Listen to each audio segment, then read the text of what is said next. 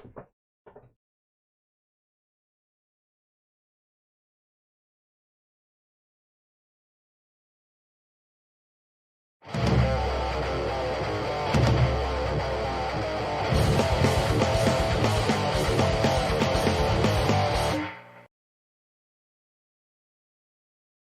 what's up, guys? Welcome to Law-Splaining the Interwebs.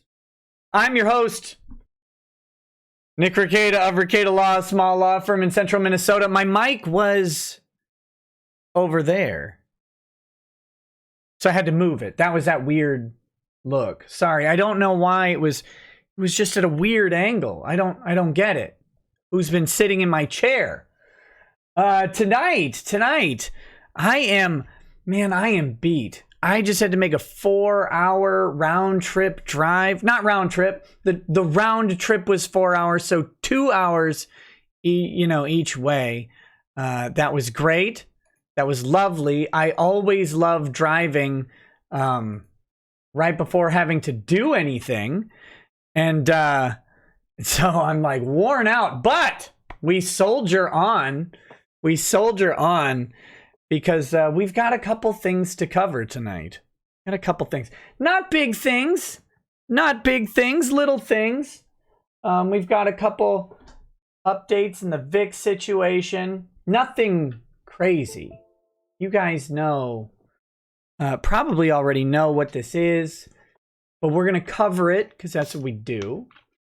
And then we've got just a little bit of talk about, I don't want to call him by name or anything, but there's a certain bankrupt attorney who's really, really good and so successful. And how dare you people suggest that he doesn't have any clients, he doesn't make any money? How dare you suggest that? Who's just like 3 months behind on his bankruptcy payments. But just the 3 months behind on his bankruptcy payments. And what you know is, of course, he's just waiting. He's just waiting for the big check to come in. It's gonna definitely come in. It's definitely happening, though. Don't worry, baby. The check's coming. It's coming. Because when you're already bankrupt, and then you're, say, 3 months behind on your reduced bankruptcy payments, that is the picturesque definition of stunning success, of financial independence and security, and of wildly in control spending habits and budgeting techniques. This is the kind of person you need to be advising other people. That's how you know that they're qualified to advise people, because they can go through a plethora of life experienced mistakes and poor decisions and bankruptcies and homelessness and all of that, and pull themselves up by their bootstraps with the help of Chapter 13 of the Bankruptcy Code. And then they can fail at paying that, so they can identify with people who have problems there too. It's just a wonderful way to bring a vast array of real world know-how to your clients. So we're going to talk about that in just a little while, and I'm going to laugh at it. I'm going to laugh at it because why else are we on this earth other than to laugh when things are funny? I don't know.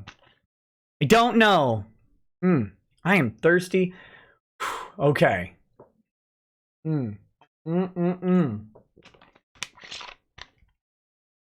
we're just we'll talk about that guy for a little bit.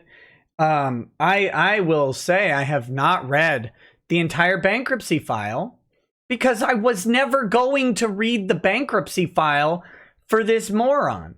Ever. It was not in my plan. I didn't want to do it. I could have done it months and months ago. Lots of people asked me to do it months and months ago. And I thought, you know what? People have financial hardship and stuff like that they have to work through. I've been through it in my life. several times.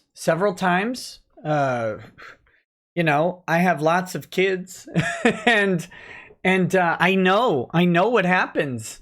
Especially when you're running your own business, you know, money gets tight, and you have financial hardship. You don't know how you're going to eat. You don't know what you're going to do for the things for leisure. Like, people need leisure.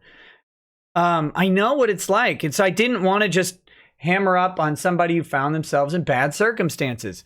And if you don't believe me, you can go back. Now, I know it's like hundreds of hours of video and no one's going to actually go back, but I said these things on air. Like, I don't want to pile on for that type of stuff. While it may be mildly funny to have someone professing the incompetence of other people while they're not able to get their own house in order, you know, it's still, lots of things can go into that sort of thing. And I didn't want to come across as like shaming, but now I do. Now I want it to come across as shaming, because you took the way out to tell your debtors or your creditors that you couldn't pay them what you owed them. And then, and so you negotiate down your payments. Right? You negotiate and you say, well, I can't pay you what I owe you. I know that, but I'm going to go through this process where the federal government protects some of my stuff so you can't take that from me, and prevents you from getting lawsuit judgments against me and all that cool stuff. And instead, we're going to negotiate a reduced rate of payment, and I promise to pay that back. And that's the exchange I make for the protections. My word is my bond, that if you don't take my stuff and you don't file lawsuits against me and you don't punish me for the crippling debt that I'm in, I will pay you back something. And then didn't do it, while saying other people couldn't get clients and were unsuccessful. Homegirl couldn't do it. And that's the embarrassing thing about it. That's why the shame deserves to be there. It's the schadenfreude. That's this is spicy meatball on live spaghetti, right? How racist can we get? Is Italian a race? I think so. Parmesan huffer is the derogatory slur. So that's what we're going to shame. It's not about shaming a greater group of people who run into financial struggles. People go through cycles of life. Like I said, I've been on government assistance before. I've been at very profitable times before. I don't begrudge anybody any of those choices. You know, hopefully that government assistance thing is a temporary thing and you're working to get out of it. You know, that's how life goes. That's why it's there. I'd prefer different sort of constructed security nets for people. And I think there are better ways to do it, but that's what we got. So people go in, go out, all of these things. Bankruptcy is another one of those security nets. I don't tend to shame people for bankruptcy. A lot of times it's a great legal option. But you got to pay it. That's the trick. You got to actually do it. Anyway.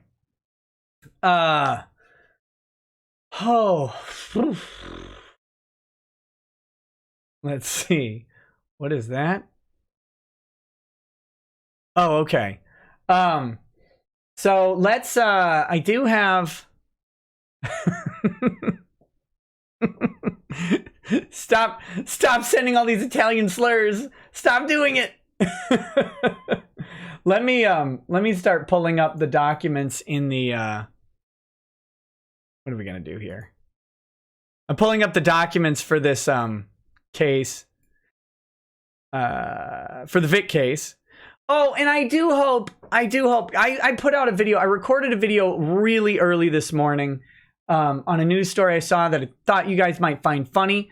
If you haven't watched it, it's about a guy who almost talks himself into getting arrested over a sandwich in California. The best place to eat a sandwich because you can actually get arrested. Well, you can get a ticket. It's illegal to eat a sandwich in California in public. at the train station, outside, like in open air, with all the sky above you and the wind blowing, all the smell of feces from the California with the heroin needles crunching under your feet, the fall heroin needles littering the floor. It's illegal to eat the sandwich in your hand. So I hope you guys get a chance to take a look at that video. It's just a funny one-off thing. I want to do, like I said, these short videos are meant to be either, really informative condensed packages, or sometimes it's just a funny legal news story that I can bring you that you might not otherwise see. So that's what that was for. Hopefully you got around to seeing it. And if not, give it a peek later. It's like 12 minutes long. And laugh at it a little bit. That's my hope. I always hope you'll laugh. Okay. I'm getting the competing letters to the judge. They're not very interesting. Like, I'm not gonna... Can we just... Oh, God.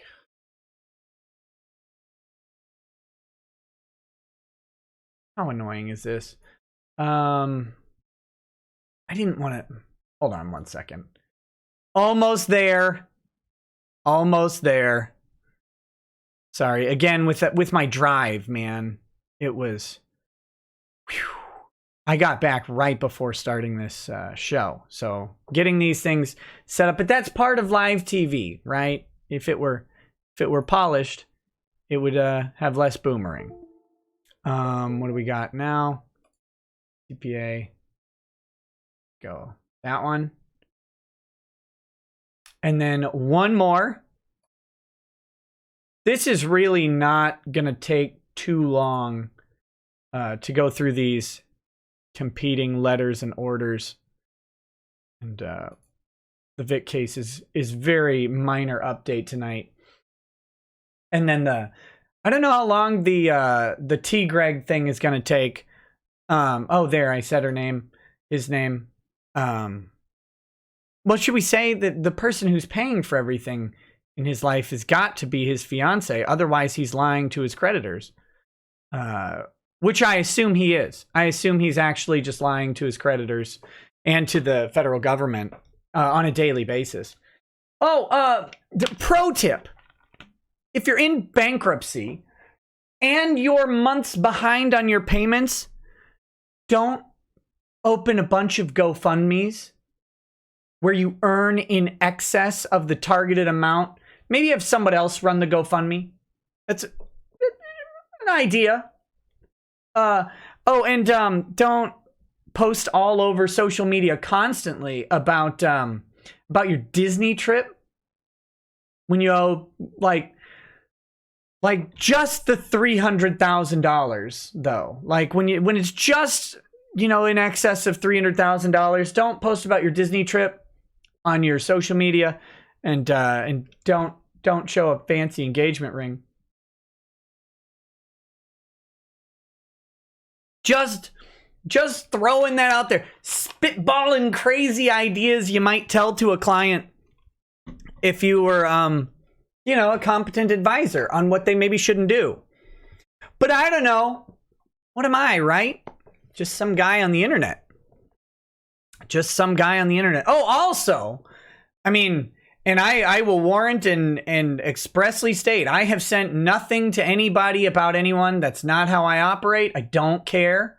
I did not send anything in regards to T. Greg's proclivities. I actually didn't even know because I don't care. I don't follow that thing. I think I was blocked before getting banned. I don't really go on Twitter unless there's a link in something that takes me to a specific tweet that I'm going to do a story on. And you'll see that, like that story, I used my suspended account to pull up that Twitter video, right? If you look, it's got the little RL logo and everything. That's the suspended account. So I don't actually go on Twitter. It wasn't me who did it, but if maybe you've acted like an absolute cockbag to tens of thousands of people, while you're in bankruptcy, maybe don't, like, give them ammunition about you. I don't know. Oh, God. All right, where are we? Where are we? Oh, get rid of that. Okay. Is this thing... Better mute this. No weird notification noises come through. Okay, let's do this. Here we go. Here's Captain Wheezy has written a letter to the judge. Now, this is great. This is fun. This is fun. I just ratted to the feds. I did? What are you talking about? No, I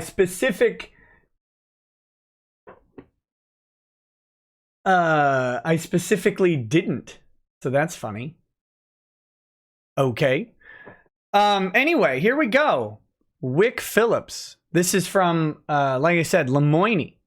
Oh, wait, no, I was going to do the super chats first because there's some super chats. Okay, let's do those real quick, and then we'll do the letters. But you can watch the letter while I do the chats. So we've got Thornock Gaming says, hey, thank you for everything you do. I could use a suggestion for a lawyer in Utah. In Utah. I had an employer steal my personal information. The company will not do anything about it and has swept it under the rug. Ooh. I don't know any employment lawyers in Utah off the top of my head, but if you send me an email, I have some connections that might be able to hook you up with someone out there. I just don't know of anybody right now. Send me an email, let me know, and I will try and get back to you with that. Master Knight DH says, off the topic of Vic, but YouTube is incidentally HQ'd in the San Francisco Bay Area, which I also live in. I have the perfect evidence against their idea of banning small creators, but it will need organization for effectiveness. Okay. I'm listening, but I don't know what your thing is. So talk to me about it. RZEQDW says, happy birthday to me. Yes, happy birthday to you. Well, birthday not very happy. Well, get happy. I ended up being the literal snack tray man at my own effing birthday party. Oh, man. We need to talk about that. Buddy, you need to come to Minnesota. Random Blaze says, when you get a chance, Rekieta Law have Ty look up Texas Penal Code 42.07. Low T uses Twitter to harass and bully Vic daily and is now recommending others do the same. Texas has laws for such. Yeah, well, I don't know. Like I said, it's not really my style to report things to law enforcement. That's not the way I typically operate. But I can pass on your info to Ty. I'm just going to tell you that I am not going to be involved in reporting anybody to any state authority. I'm just not. It's not how I do things. Sitting on the sidelines, making fun of people, that's good. Hopefully educating people about stuff in the process. There we go. It's hot. I had to get these socks off. It's too hot. Hopefully educating people in the process, yes. But like I said, I don't really care to involve law enforcement in anything. RZEQDW says, P.S. that video is the only time in my life I have ever seen BART cops enforce the law. I've seen homeless people trying to stab people in stations while cops did nothing. But heaven forbid a man eat a sandwich. Listen, it was the sandwich of toxic masculinity. And you know it. How dare you? How dare you stand in the way? Nunya Biz says, oops, my finger slipped. I meant to send this to a certain CPAP wearing lawyer and somehow it went to this horrible grifter on YouTube. Curse these marquee size thumbs. No. Pity. Sakaki Onsai says, when you try to attack a successful person because you can't be them, having your house in order is important. But to his credit, he knows a lot about credit. At least Bargain Kojak didn't end up like Jeffrey Epstein, who didn't Minecraft himself. Hashtag true. So there you go. So here's let's get over to this letter. So there are two letters here. There's one from Wick Phillips, and then there's one from Martinez Sue. Martinez Sue, as if you don't know, if you're back to the Vic case after a little break, Martinez Sue is the additional counsel. This is On Lee's firm, On Lee Sue. He's the named partner. Martinez is the other guy. What's Michael Martinez. Oh, they're right there up top. Michael Martinez, On Lee Sue, and Jason Blatt. Yeah, so this is the additional counsel that was brought in late in the case as On Lee, and then expanded recently to include Michael Martinez. And I believe, I don't know if the entire firm's involved, but I believe, you know, there's some other people, maybe associate attorneys included in that as well. So there are two competing letters. We'll read through them both. They're very, very similar, but we'll analyze what's going on here. So to the Honorable Judge Chupp, Dear Judge Chupp, I write on behalf of Monica Rial and Ron Toye, moving defendants, concerning the form of the order for the November 8th, 2019 hearing. So here's what must have happened. At that hearing, Chupp told the lawyers what he wanted, and then he said, get together and work out a proposed order and submit it to me. And he's doing this on the basis of, I ruled against you and I ruled against you, so you guys can work out the wording on that and submit it to me. You both lost, so here you go. Because remember, he ruled in favor of Martinez Sue and Beard, Harris, Bullock, and Hughes. He ruled in favor of them, of Vic, we'll just say, on the motion to quash the deposition of Chris Slatosh in the protective order. And then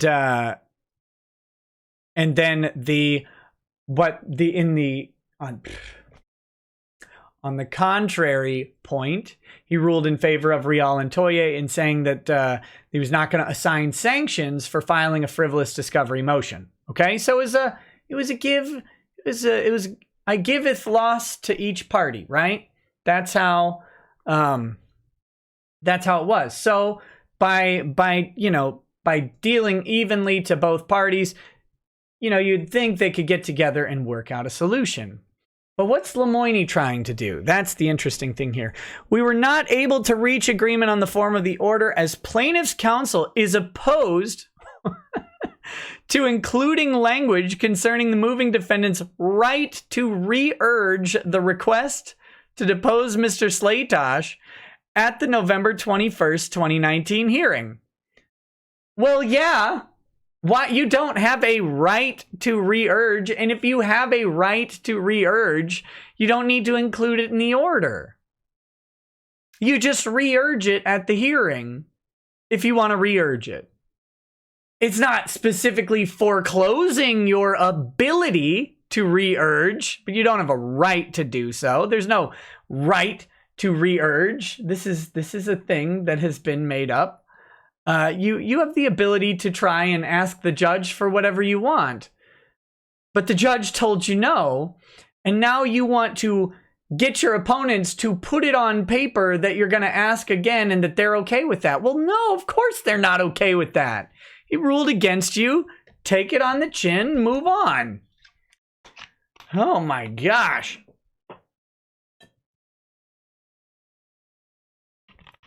Specifically, the following language is at issue, with the strikeouts being advocated by plaintiff.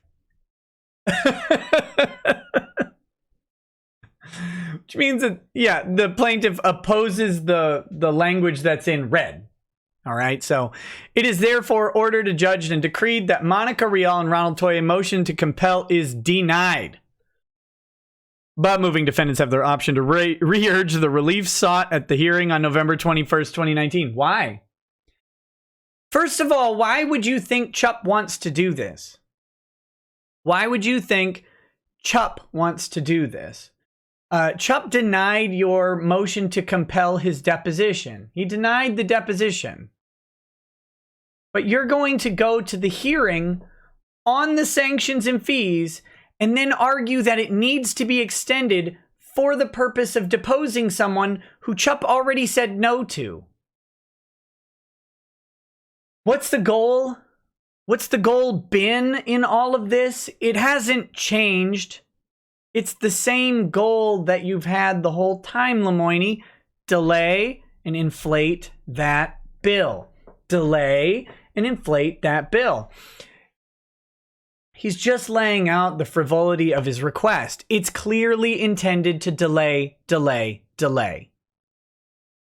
It's obvious.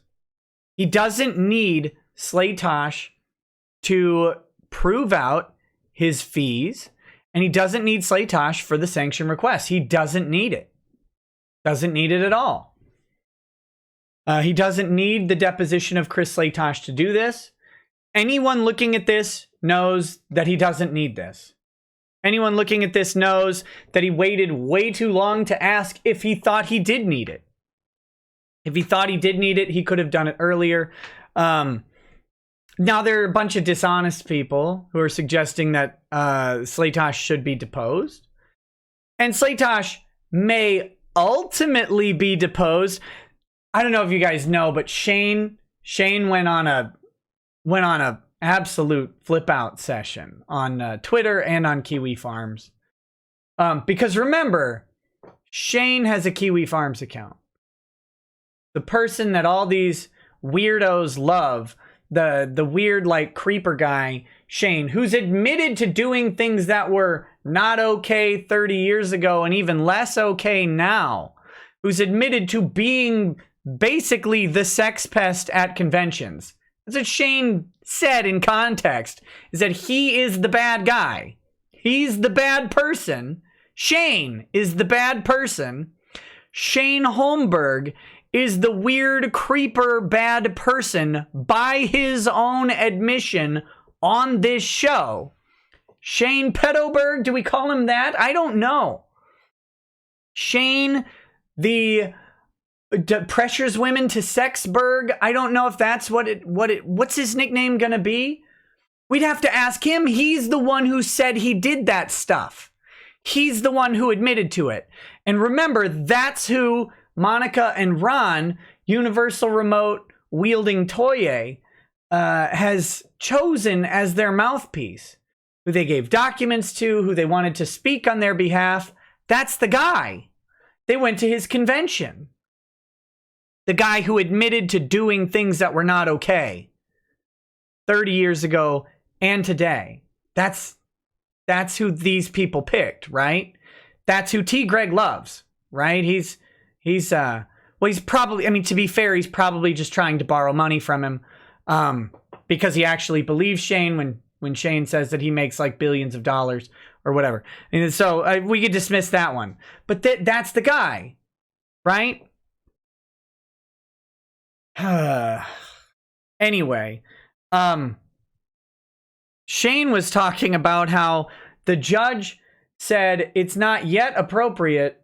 This is Shane. I haven't heard about this. I'm waiting for the transcript. But somehow it's not yet appropriate to depose Slaytosh. Well, Shane, that's bad news for your side. Because if it's appropriate to depose Slaytosh, that means this case is back after appeal. That's when it would be appropriate to depose Chris Slaytosh, potentially. Because then you'd be arguing over material facts related to tortious interference, to defamation, to conspiracy. That's when you'd be deposing Chris Slaytosh. Prior to that, it's not material to the case at all. So that's not a good thing, Shane. I don't know how else to tell you these things.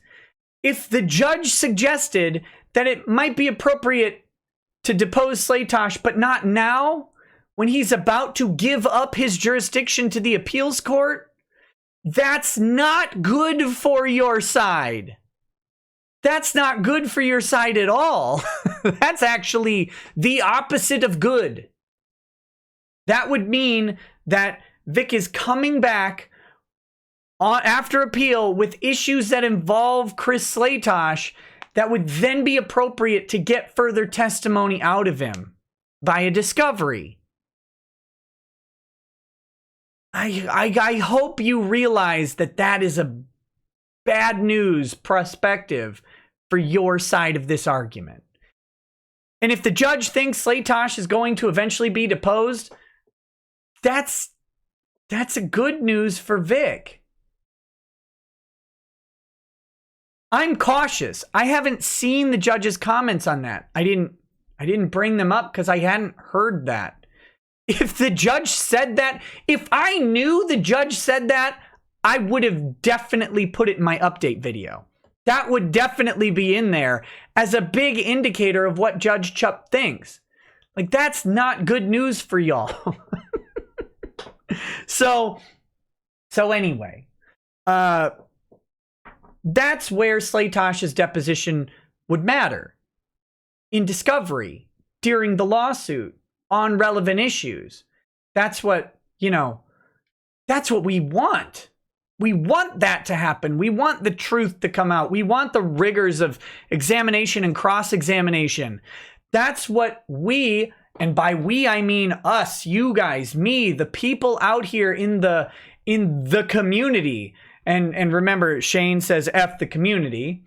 I guess that's his sort of interpretation of it.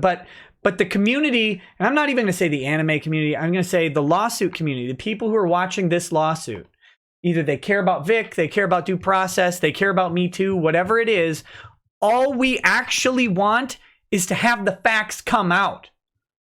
That would be lovely. Yes, please, let's depose Slatosh, but let's do it in the context of when we have Slatosh's deposition, it's material to his knowledge of the facts of the case, and then we're litigating the facts of the case. That would be wonderful. I would love to do that. I think you guys would love to see that too. Oh God. I got good news. This is side news. The other day I finished this America bourbon, so there will be a new whiskey review stream sometime soon, maybe this week. I got to see what else we're lining up for this week, but it might even be this week. But that's the good news. I'm just trying to kind of slogging through this military special.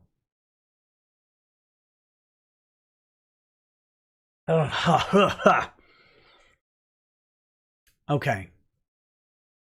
So anyway, there is not some in there. Oh, there's a drop. Okay, well, we'll do it this way.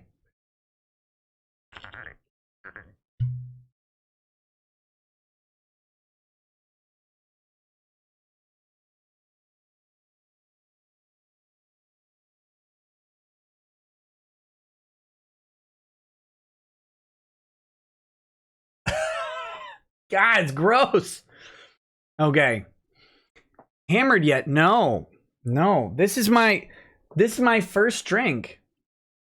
It's military special. I only bought one bottle of it. I didn't continue buying it. Oh my goodness. You guys. You. Okay, so then the second line is, it is further ordered, adjudged, and decreed that plaintiff's amended motion to quash and motion for protective order is granted, subject to moving defendants' right to re-urge the relief sought at the hearing on November 21st, 2019. Therefore, we are submitting an order in the form we believe meets the court's ruling. And that's right here. And so they have kept these 3 paragraphs. Okay, these are the operative paragraphs. So we've got the motion for sanctions. So we've got, denied the motion to compel, granted the amended motion to quash and motion for protective order, and then motion for sanctions is denied, right? So that's in there, signature block, wonderful. So let's move on to Martinez Sue, which is pretty simple, very similar. Very similar.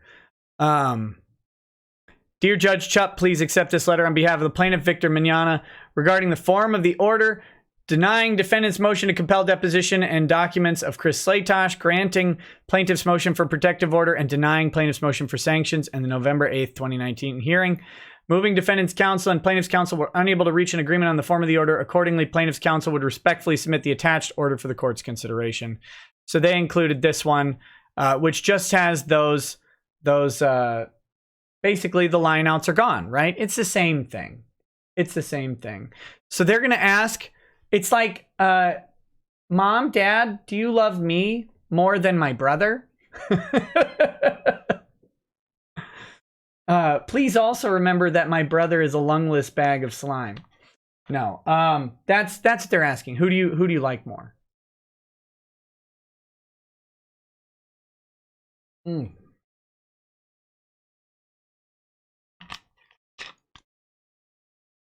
Okay.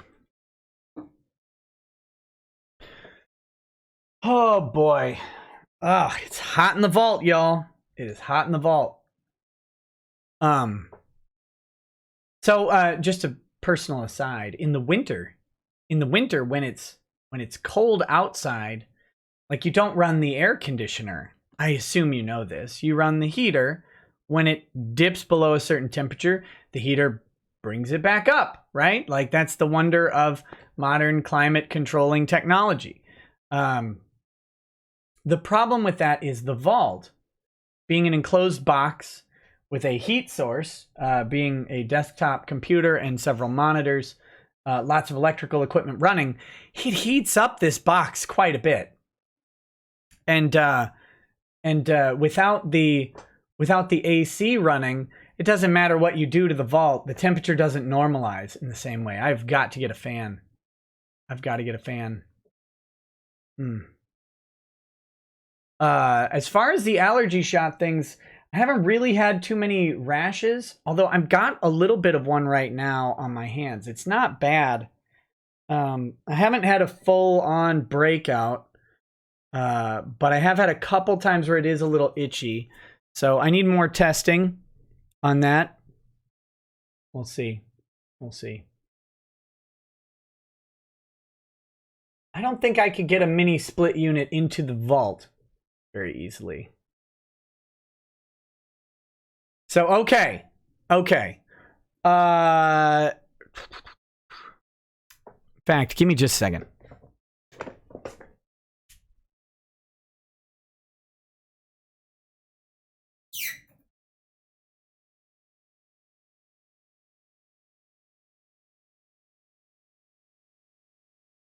Get whatever circulation we can get, we're going to get going. Let's see. So these are the orders.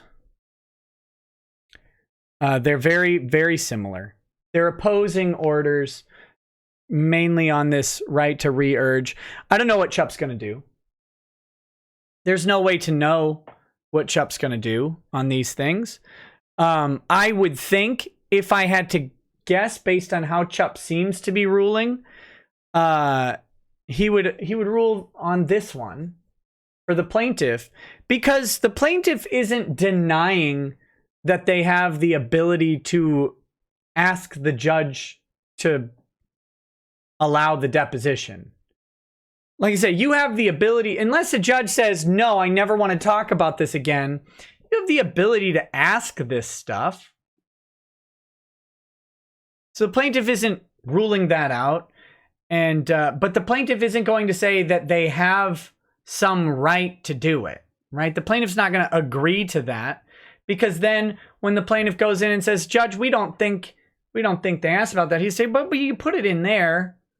It's just, and yeah, well, we did that just because. Well, why'd you put it in there? Why is it in there if you don't agree with it? That's the question. So the judge will now decide. I think he'll probably pick the simpler order that doesn't either grant or deny some sort of ability to ask again for the deposition at the 21st. Although the judge is probably going to ask them why they're talking about an order that he already issued. Why are we arguing about an order I already issued? I said no. You don't get to depose him for this. Don't need to. So, you know, that's that. We'll see. We'll see. I don't know that we're going to get this order signed prior to that hearing. There really is no reason to. The lawyers know that this is the basic structure of the ruling. The lawyers know that. So there's no reason to really focus on it and try and make it into something else. There's no reason to get it done before the hearing because they're not going to get Slaytosh's deposition before the hearing. And they even acknowledge that tacitly by saying, we're going to ask for it again at the hearing. Okay.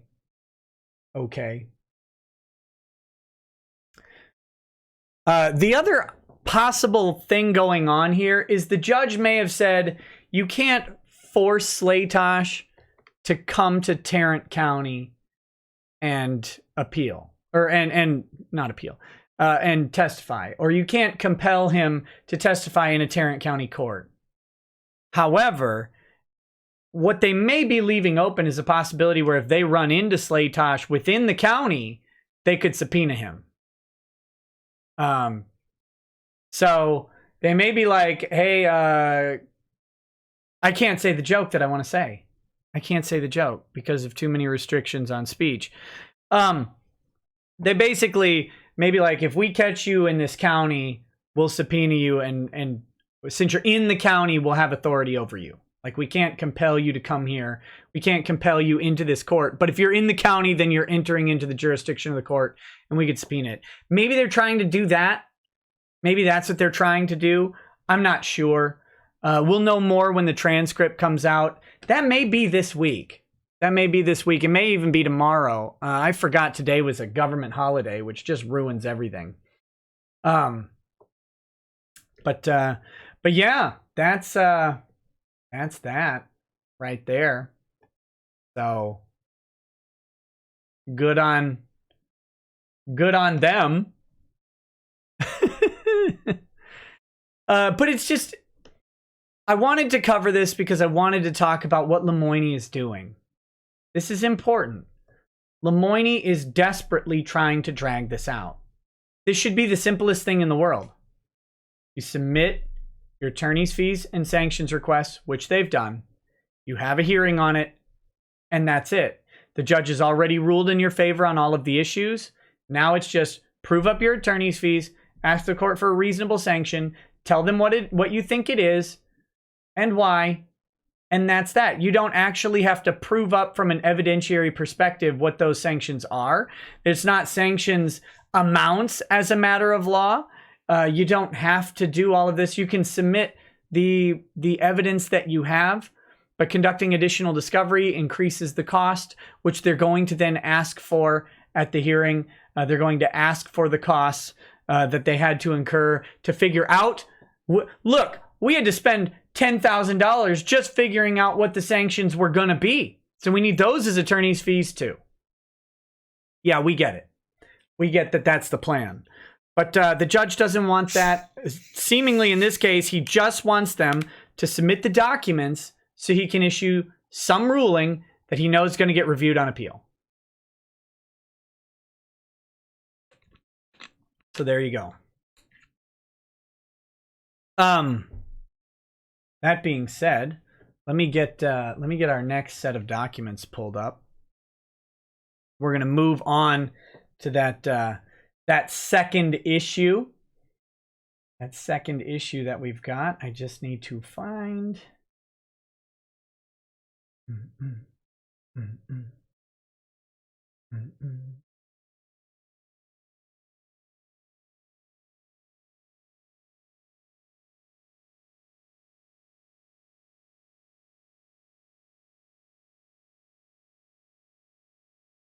Okay, why is this?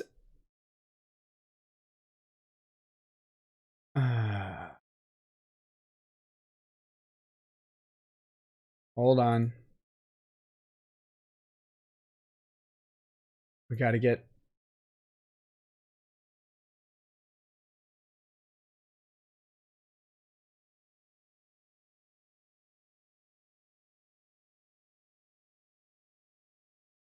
Oh, and this isn't Doucette's only issue right now.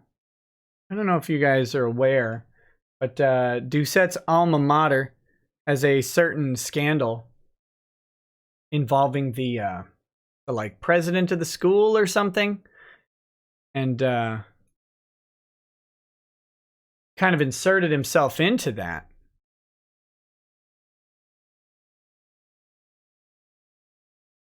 Okay, I do have to remove personal address from this guy. We'll give him a little more deference and protection than he would give to me.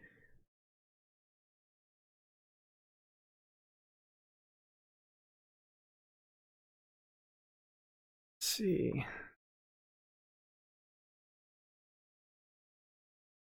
Let me double check. Just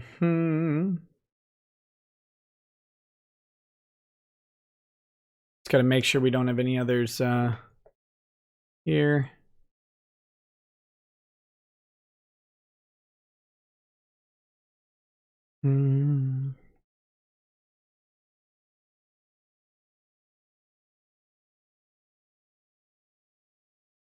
Oh, we got to get rid of... I mean, that's a P.O. box. And it's not...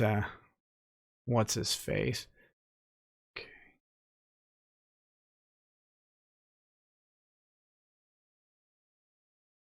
All right. Looks like we've got everything here. Let's go ahead and apply that redaction.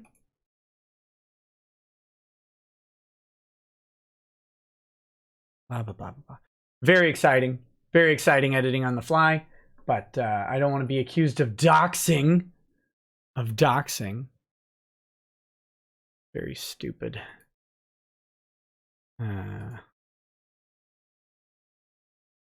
Okay. Seriously, go away. All right. We got it. Here we go. Oh, from the Texan 83. So since you're off Twitter, I guess you didn't see the tweet from Erica Lindbeck about Sabbath randomly rubbing her face. Yep. No hypocrisy at Funimation, none whatsoever. No, I didn't see that. I don't even know who Erica Lindbeck is. But I know there's hypocrisy about Sabbath. He's the one who made the joke about... He made the Amy Schumer joke about Monica's fat vagina. That's his joke, not mine. Don't be mad at me for saying that. Where are we? Here we go. Here we go. Okay. All right. So, here we have a filing in the U.S. Bankruptcy Court, Eastern District of North Carolina, Raleigh Division, in R.E. Thomas Gregory Doucette, case number chapter 13. They have an address to a crappy apartment right there, but I did redact it. Debtor. Trustees motion to dismiss. So here's what happens is there's a bankruptcy trustee. The bankruptcy trustee takes a payment in from the debtor and administers the payment proportionally to creditors based on the debt repayment plan. This is how Chapter 13 works. Chapter what is it? 11 bankruptcy? 7. Chapter 7 bankruptcy is the fun one where your debts actually go away. They cracked down on Chapter 7 bankruptcy a long time ago. Or is that 11? Is 7 the business one? I don't remember. I got an A in bankruptcy, by the way. I just don't remember which chapter it was. Doesn't matter. Either way, this is not the good bankruptcy that makes your debts actually disappear because you're deemed to be so incapable of paying it back that you just can't, and so they make the debts go away. This isn't that. They really made the requirements on that very, very strict. And if you have any sort of employment at all, or any sort of assets, a lot of times you don't qualify for that under the federal rules. Now, if you don't know how bankruptcy works, bankruptcy is pretty cool. in this respect. You have the option to do either federal bankruptcy or your state's bankruptcy code. You can pick which one you get. Can't pick and choose parts of them to put together an ultimate bankruptcy package that takes you to like Las Vegas or whatever. But you can pick which one is the better fit for you at the time. For example, Minnesota exempts a larger homestead property than the federal rules do in bankruptcy. I don't know the differences between the federal bankruptcy code and North Carolina's bankruptcy code, but I believe the federal protects more personal assets than the Minnesota one. So who knows what the difference is here? But what we do know is that he went with the federal, I believe the federal bankruptcy rules are what he appears to have chosen here. And he is in Chapter 13. Chapter 13, like I said, they take your debts. They assign a proportion of debts to be paid to each creditor. Then they set up a monthly payment that is determined by your income or whatever they think your ability to repay is. And you pay that back to the trustee, who then distributes by proportion to the creditors as agreed. And that is a whole bunch of factors that go into that, like who's got superior credit positions, who's got secured and unsecured credits, all of that stuff is going to factor in. Can they repo stuff and reduce their debts? Like if it's secured by a lien or whatever, they might be able to just exercise their debt that way. But when you don't pay, the trustee can, or a creditor can, make a motion to dismiss. And in this case, this is a trustee.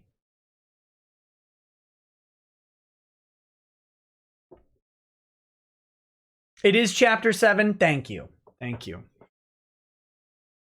It's not that I don't know that I was actually right. Eagle Loan. I was right. I just didn't specifically remember because I don't practice in bankruptcy law or in personal bankruptcy. Either one of those. Typically avoid them. Okay. So this case, the trustee is making the motion to dismiss. This is dated October 31st, 2019. The undersigned Chapter 13 trustee hereby moves the court to dismiss the above referenced case for the reasons set forth below. The debtor is delinquent in the amount of $3,120 or 2.97 payments. That tells us that he owes about $1,000 a month, a little more than $1,000 a month, of which he is not paying. Not able to pay $1,000 a month. Very successful attorney. Winningest attorney you've ever heard of. Tons of clients rolling in. Guys, it's not that he's not on Twitter hundreds of times a day because he doesn't have work. No. He's doing that between work. He's doing that during all of his work. How dare you? How dare you suggest that that he's not able to, that he's on Twitter because he doesn't have clients. What are you talking about? What are you talking about? Spectre. You're right. I'm delinquent. Spectre is the one who forwarded this to me to let me know that this was going on. Like I said, I don't follow any of this stuff. I don't go out looking for this stuff, but Spectre is the one who sent this to me, and thank you for providing the lols. Felipe Mouve says, Nick, do you know how Monica got that lawyer? Those three are a match made in hell. Can't be coincidence. The lawyer is as bad as his clients. I don't want to spoil anything, so I've got to leave you with a little teaser. I mean, I don't know. Let me just say how Moranica got their lawyer might be an issue. Might be an issue coming up very soon. I don't want to spoil anything. But oh boy. We'll see. We'll see. It might be an issue. Yes, blue balls for all of you. Blue balls for me too. 10 days until that hearing. 10 days. And, I mean, I assume there would be a filing on it before the 10 days, but I don't know. I don't know. I can't spoil it. I can't do it. Because it's too funny. If it's right. It's too funny. But let me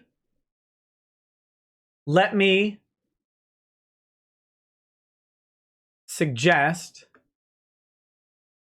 that the clues are in the documents to this spoiler. Okay?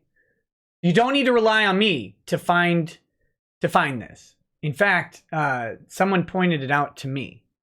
So, but I don't want to spoil the drama and the surprise.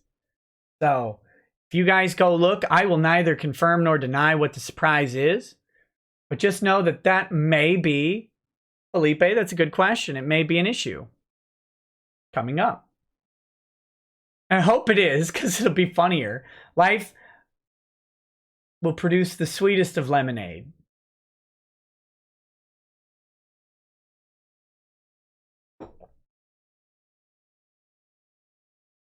So there you go.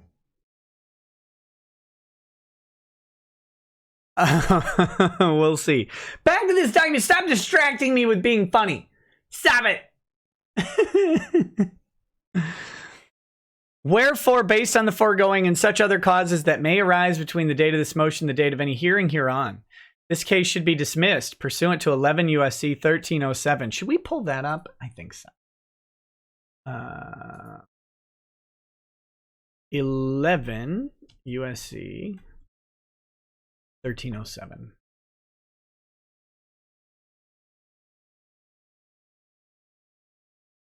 Again, it's been years since I've looked at the bankruptcy code. So here we go. US Code 1307, conversion or dismissal. Let me get that. We don't need the ad. Oh, by the way, for all of you lovely people out there in Streamland who suggest I use ad block and stuff like that, let me publicly state that I do not and will never use ad block. I, for one, love our advertising overlords. And I would strongly recommend that you never admit on Google platforms that you do use ad block. Let me just suggest that you admit full knee bowing, scrotal licking, whatever you need to do to our advertising overlords.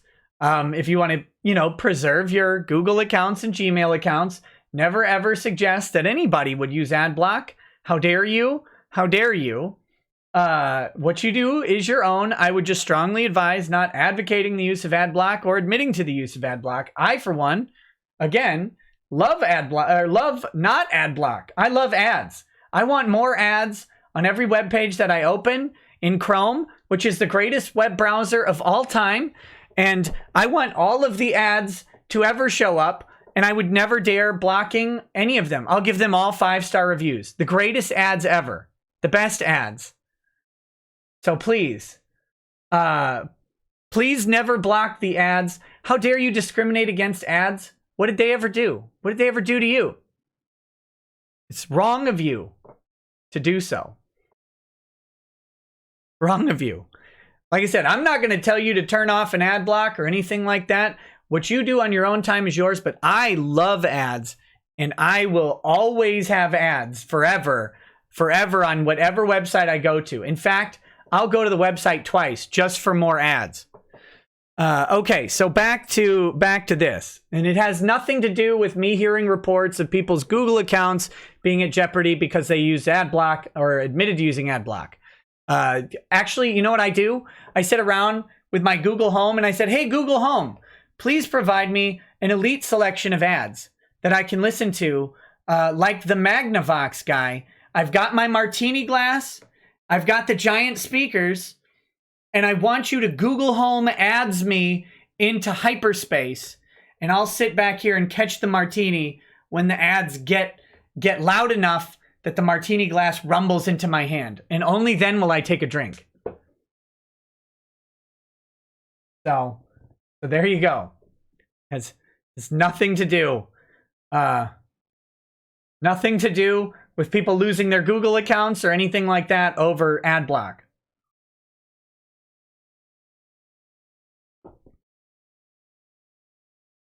Listen, I worked in retail for years and I have trauma. I have trauma from quitting retail. That's how much I love ads.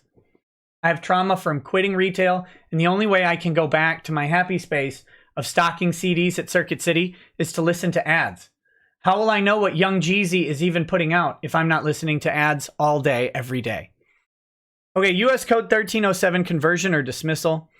The debtor may convert a case under this chapter to a case under Chapter 7 of this title at any time. Any waiver of the right to convert under this subsection is unenforceable. So T. Greg could request to convert a Chapter 13 to a Chapter 7 if he thinks he qualifies for being unable to make those payments. That is something he can do. That is not an issue here. On request of the debtor at any time, if the case has not been converted under Section 706, 1112, or 1208 of this title, the court shall dismiss a case under this chapter. Any waiver of the right to dismiss under this subsection is unenforceable. So if the debtor decides, wait a minute, I can actually pay off all these debts, I no longer need bankruptcy protection, I'll do it the old-fashioned way and pay them off, or I'll just move to Bermuda or whatever, they can do that. They can dismiss their Chapter 13 protection. Which means, what that means, I don't know if people understand what having the Chapter 13. Chapter 13 is a stay on the debt collection process that a creditor can take, right? So those pesky phone calls like, where's my money? There's a recorded line. And on this recorded line, we've got your mother weeping in the corner, blindfolded until you pay us the money, right? Those phone calls that you get on like Sunday nights while you're trying to have dinner or whatever, those calls stop under a Chapter 13, and violation of the collection stay that's imposed by a Chapter 13 or a Chapter 7, violation of that by a creditor is potentially even sanctionable. It's very bad for them to do that. They should not do that. You can win lawsuits against them for harassment if they violate the stay. This is a federally mandated, leave this guy alone, he's in bankruptcy. The moment you have dismissed your Chapter 13 protection, those collection efforts can go back in full force. They can repossess vehicles if that's what's going on. They can go after personal assets that are not exempt. They can do that you didn't declare. They can do all sorts of stuff. They can pursue whatever legal collection remedies are out there for them, and that's going to vary by state. It's a federal law, but they still are under state jurisdiction on collection efforts and stuff like that. But they can pursue judgments against you. They can file lawsuits. They can do all of that. So losing that Chapter 13 protection, you remove that layer of insulation between you and your creditors. So that's why this is an important thing. Okay. Except as provided in subsection F of this section, on request of a third-party interest or the United States trustee, and after notice in a hearing, the court may convert a case under this chapter to a case under Chapter 7, or may dismiss a case under this chapter, whichever is in the best interest of creditors and the estate for cause. Now,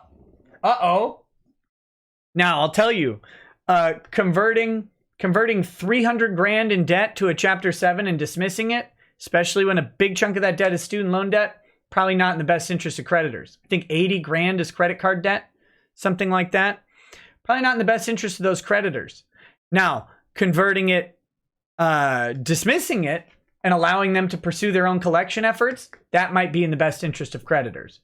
So that seems like the option the trustee is recommending or requesting. They've not requested conversion to Chapter 7 under this rule. They have requested dismissal of the Chapter 13 protection. So, just so you know. So the cause, including unreasonable delay by the debtor that is prejudicial to the creditors. That's called not paying. Non-payment of any fees and charges required under Chapter 123 of Title 28. Failure to file a plan timely under Section 1321 of this title. So like I said, there's a plan, a repayment plan that you have to follow. You have to file that. And if you don't file it, you're not complying with the bankruptcy process. So they say, okay, fine, you don't get the protection. You don't actually want it. Failure to commence making timely payments under Section 1326 of this title. Denial of confirmation of a plan under Section 1325 of this title, and denial of a request made for additional time for filing another plan or a modification of a plan. Material default by the debtor with respect to a term or of a confirmed plan. I think this is the one we're under here. They don't specifically say, but a material default tends to be you're not paying. You're not paying, and it's not like he's 5 days late, right? Like they're not going to go through this over one late payment, less than 30 days. They're not going to do that. We're now moving into 90 days out on the first payment, no payments incoming, 3 payments behind. The prospect of that fourth payment is probably low. Maybe T. Greg should start a GoFundMe for his personal debt so he doesn't lose his bankruptcy protection.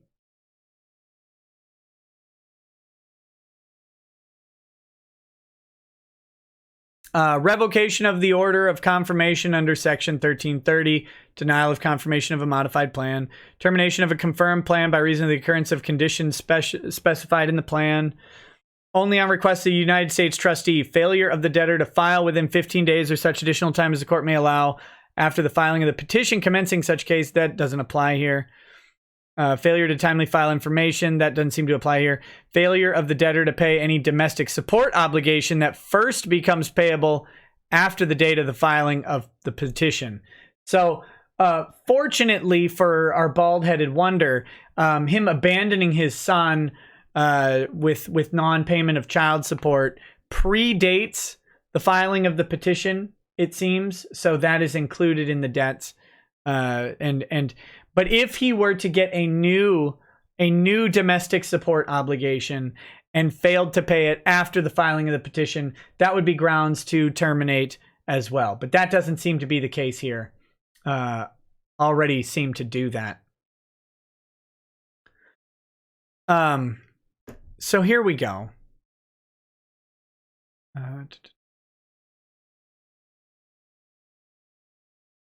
So they don't let the farmers get conversion to Chapter 7 because if they convert to Chapter 7, they get to take your stuff over a certain value, and farmland tends to be well over the value. This doesn't apply. We know that T. Greg's not a farmer. The closest thing he's done is farming racism with his Africa outfits. Notwithstanding any other provision, a case may be converted to a case under another chapter of this title. May not be converted unless the debtor may be a debtor under such chapter. So there you go. You can't convert to Chapter 7 unless he qualifies. I don't know that he does qualify. He's probably at that McDonald's level where he makes too much money to qualify for Chapter 7. Not enough to pay his ridiculously inflated debts. But that's how it goes. That's how it goes. So that's the law that is being employed here. Not paying, we need to dismiss the protections and let the creditors go after. Perception Check says, first time to catch you live. This is not your first live stream, Perception Check. I don't believe that for a moment. And you leave me with the bluest of balls, meets expectations. Hope you're having a good night. I am having a good night. I am. I hope you're having a good night as well. And, yeah. Patrick Mead says, sorry, Nick, I use ad block. No, don't. No, you don't. Google, I can tell you with authority and confidence that Patrick Mead does not use ad block. How dare he typo that? He meant I usen't. I usen't ad block. It's a weird contraction that you guys need to add the autofill. For when someone types use, they mean usen't. It's USEN''T.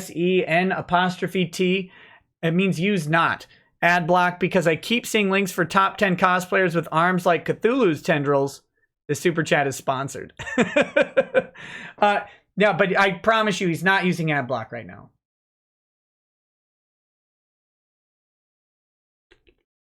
Oh my goodness. I can't tell you how close you guys come to disaster with these typos and the bad autofills and autocorrects. So this is signed by John F. Logan. John Flogan, we'll call him. He is the standing trustee.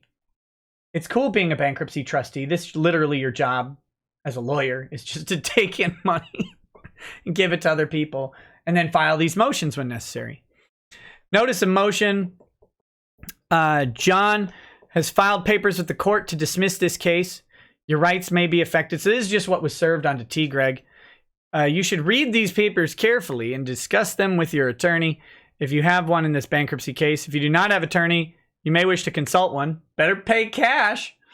If you do not want the court to grant the relief sought in this motion, or if you want the court to consider your views on the motion, then within 21 days of this notice, unless otherwise ordered, you or your attorney must file with the court pursuant to local rule, blah, blah, blah, a written response and answer explaining your position and a request for hearing at the U.S. Bankruptcy Court.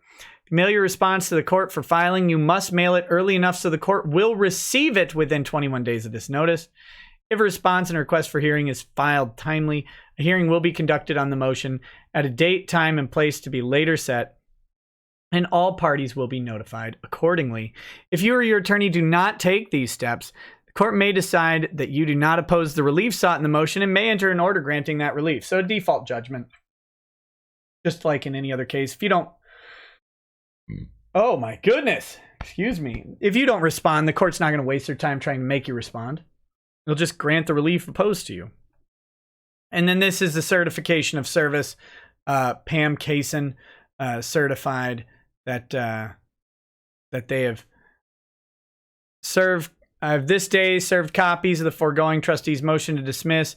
Notice of motion on the parties listed below by depositing a copy of the same in the U.S. mail bearing sufficient postage, or if such interested party is a filing user by serving by electronic transmission pursuant to the local rules. So by U.S. mail to T. Greg, and by electronic filing to the attorney for T. Greg, Eric Fabricius of Fabricius and Fabricius PLLC in Knightdale, North Carolina. So there you go. That's the Chapter 13 dismissal request from the trustee. Of course, T. Greg does have 21 days to respond and talk about how he totally isn't lying about the GoFundMes. He's totally not. Do you guys, did you see what happened with the recent GoFundMe? So T. Greg set up the GoFundMe, right, to buy a transcript. And this, now it makes sense, right? Why the person accusing me of grifting, and I have never asked you guys to pay for any materials for my show. Like, that is crazy to me. Remember what I said? Remember what I said about when he did the GoFundMe for his Texas bar admission? And I said, crowdfunding a business expense like a bar admission, if I ever do anything that's like I'm crowdfunding a business expense to you guys, stop following me immediately.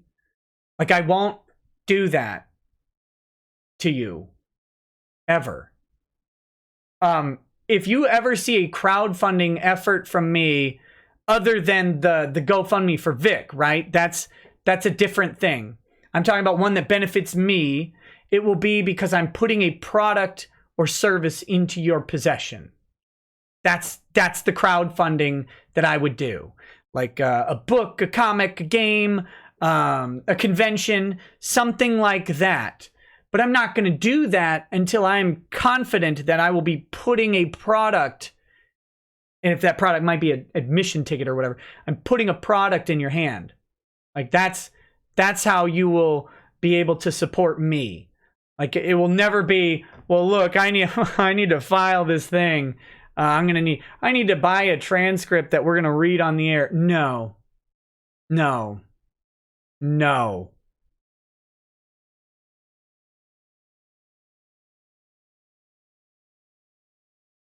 So, but remember, I'm the grifter.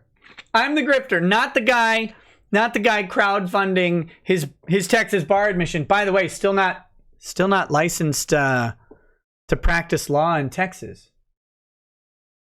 Why is that? Why is that? They had their licensing, following the bar. That happened. They had their swearing in session. Could have been sworn in. So when you pass the bar, you go get sworn in groups, right? The class that passes the bar, or that particular bar, goes in front, at least in Minnesota, goes in front of the Minnesota Supreme Court all at once. The Minnesota Supreme Court administers your oath, the attorney's oath, and then they swear you in. And it's like this cool ceremony. People can go and clap. Nick Rekieta. Yay. That was me. That's how it went from... No, I'm just kidding. I had lots of family there. It was lovely. But, they do it in these batches. Well, that batch happened long after the GoFundMe was done for his Texas bar admission and before now. Where's $1,000? Where's $1,000? Did you round out your Steam library with it, you lying coward? Did you defraud people out of money? But now we know why. Now we know why he's crowdfunding all of these things. Right? Because he can't afford any of them. Why is he doing it? That's the question. If he can't afford this, he's crowdfunding it. That image must be really, really important to him. Maybe he shouldn't have turned down that teaching job.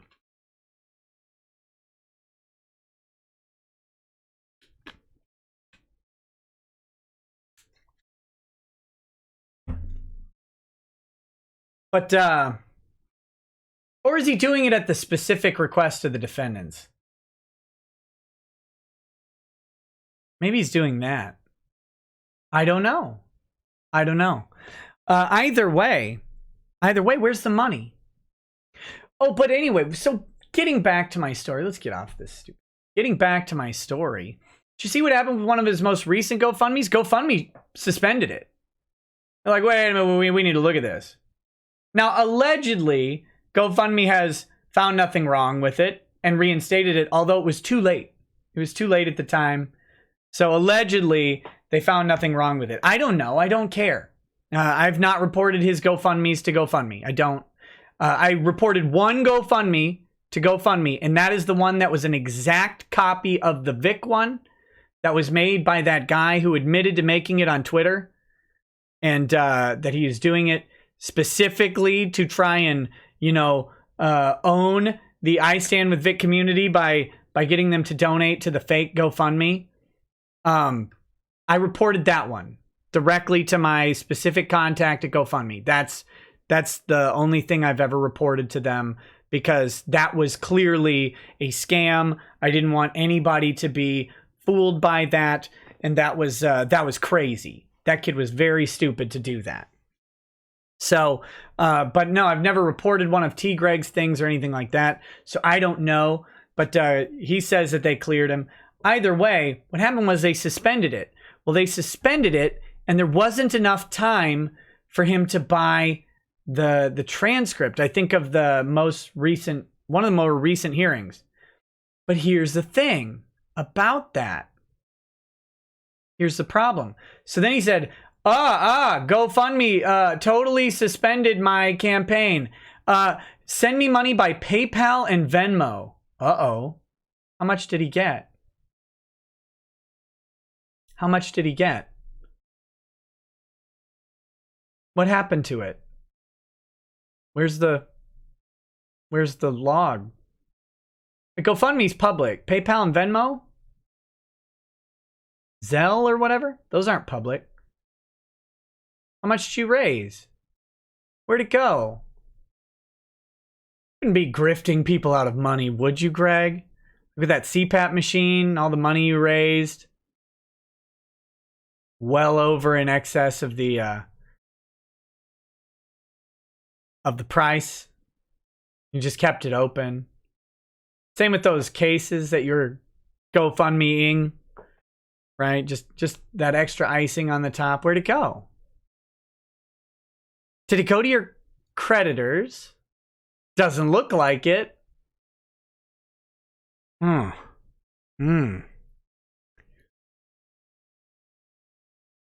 What if Greg suspended it himself?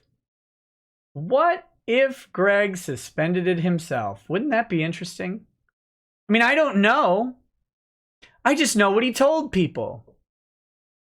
And I know that he doesn't pay his debts. I know that he lies about me. And I know that he lies about Vic. And I know that he lies about a lot of things publicly. What's one more?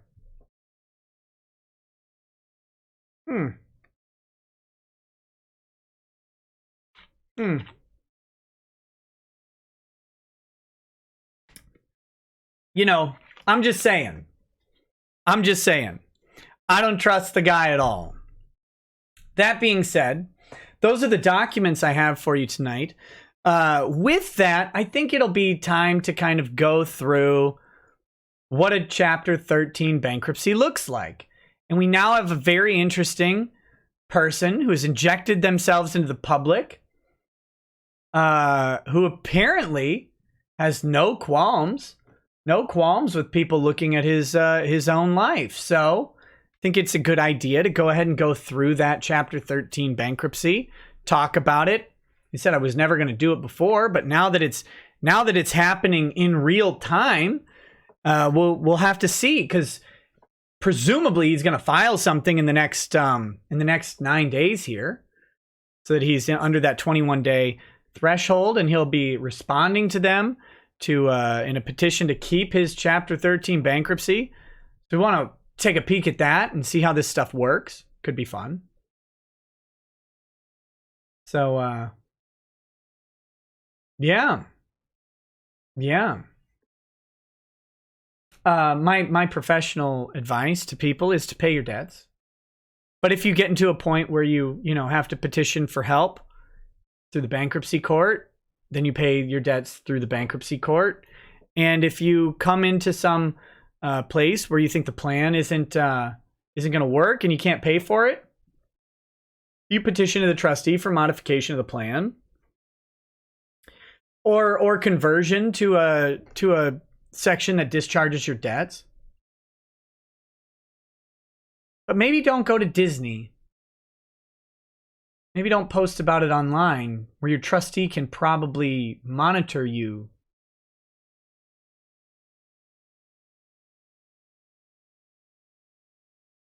Maybe not inject yourself.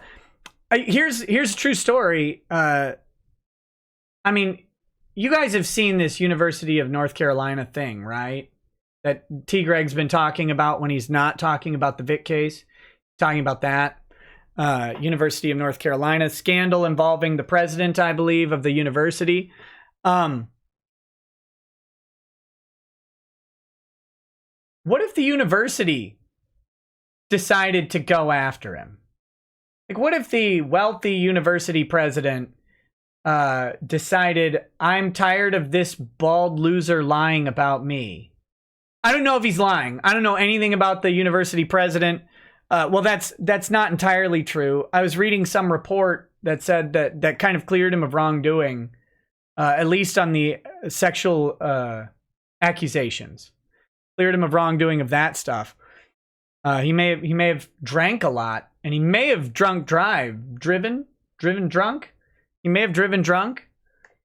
Those things seem to be in the report, but that's about the extent. I skimmed it. I didn't fully read through it, but.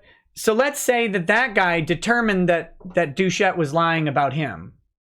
And he said, maybe I don't want this moron lying about me. It'll take me 5 seconds to look into him because he's all over Twitter. And a Google search might find like a Kiwi Farms thread or something.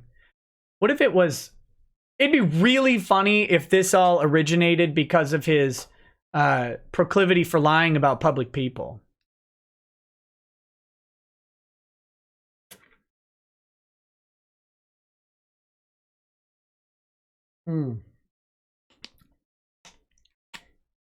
That would be really funny to me. If it had nothing to do with the Vic case and everything to do with the fact that he's lying about a university professor or president of a major university.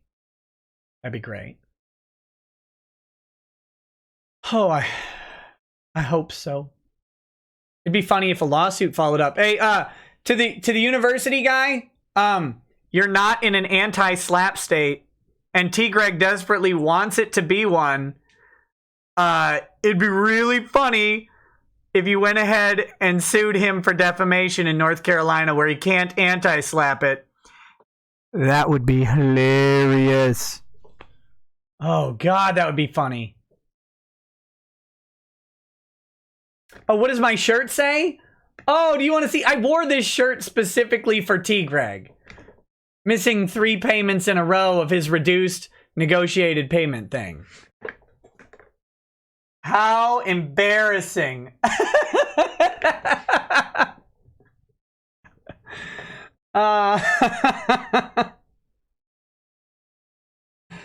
Oh my God.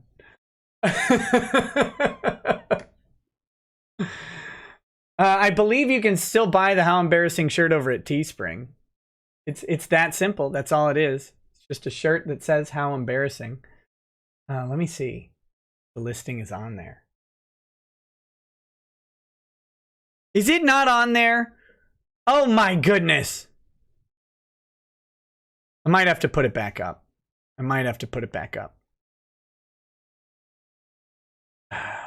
Or maybe we'll have to have a broke lawyer shirt. That'd be funny.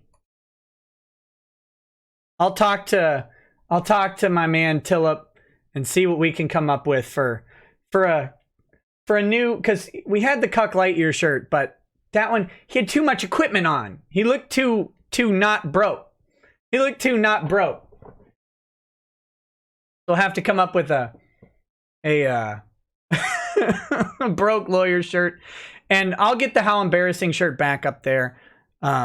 We've just been, what we had for a little while was way too many listings on the page. So we pared down some of them. But we can put the How Embarrassing back up, I think. So I'll talk to him, and I'll announce it when we get it back up. Brian Dewig says, in best Monty Python accent, says, I can't do a Monty Python. That's a nice life you got there. Shame if someone set fire to it. That's probably not good. It's been a long time since I watched Monty Python. But yeah, thank you, Brian Dewig. No, you don't need more listings. Trust me. There were too many. It was hard to find the good ones. But yeah, we'll get that back up there. So let's talk very briefly just about some hypotheticals. T. Greg still has to actually have his bankruptcy protection dismissed. I don't know if he will or not, but if he does, then it's theoretically possible to approach his creditors and buy debt.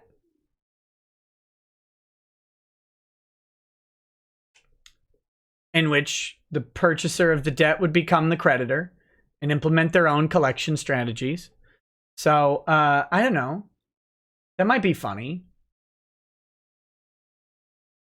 But he has to lose that protection first.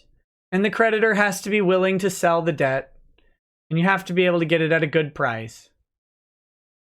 So, there's a bunch of things that need to happen. I'm not saying for me. I'm saying in a hypothetical. If someone were interested in that, in doing that, that's a road of possibility. We'll just say that I want to make sure people are aware of. And yeah.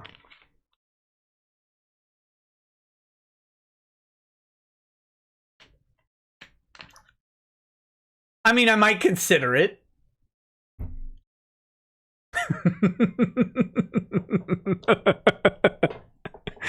Nova Zero says, hey Nick, I saw this Google ad once to download and use a browser. Has this neat feature where it removes harmful and malicious content out of the box for me. Google ads are awesome. It has an inbuilt ad block, though. Oh, no, it doesn't. Don't worry. I know it does, but you hacked it and turned that off. Stop it. Stop it. So, so we got to watch this case to see how it turns out in case anyone's interested in contacting creditors for the legal, legitimate purposes of purchasing debt. You know, being involved in debt collection is a painful and annoying process. It's specialized, so you want to make sure you have an expert to go ahead and facilitate any of those things for you.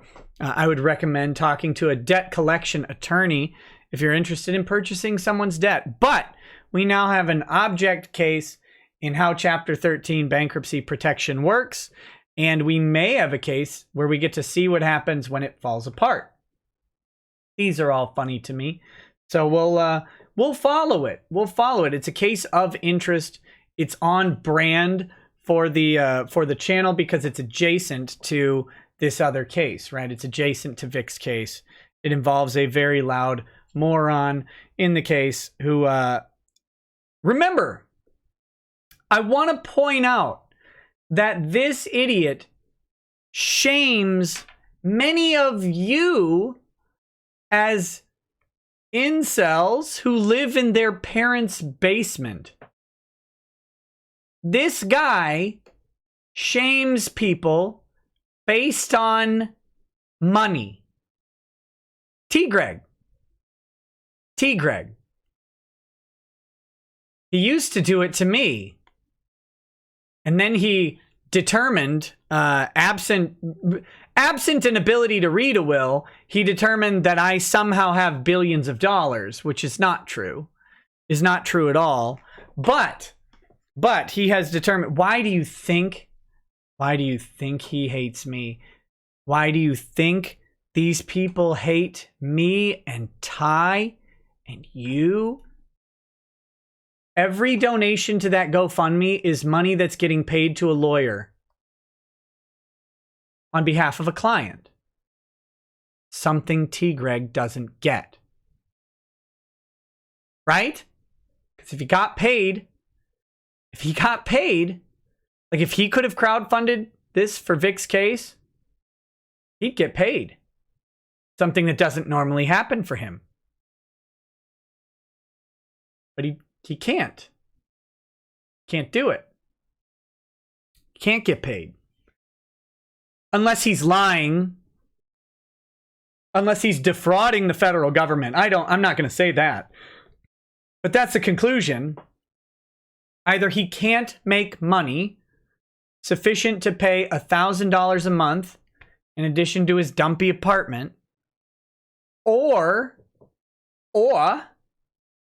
he's defrauding the United States government in favor of Chapter 13 bankruptcy protection. One of those two is true. One of those two is true. But why do you think they always get so salty over the GoFundMe? Or why do you think they need me to have inherited a bunch of money? Because they can't make any. They can't.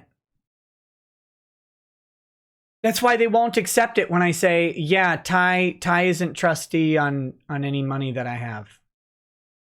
Not at all. And that when my grandfather died, I didn't get any money from his will. I didn't. That's okay, by the way. That's fine. And you know, like if they could read, if they were really if they were competent attorneys. I mean, it's not heavy duty estate planning, but if you read that will, you will see that I don't get anything from that. That being said, I'm not going to blame them for not being competent estate attorneys. The one competent estate attorney out there in the Twitter area, he tried to tell them and they got mad at him for it. So, you know, go Good job, guy, who also hates me, by the way. It wasn't like this was a friendly. That guy just happened to know how to read a will, whereas all of these people don't.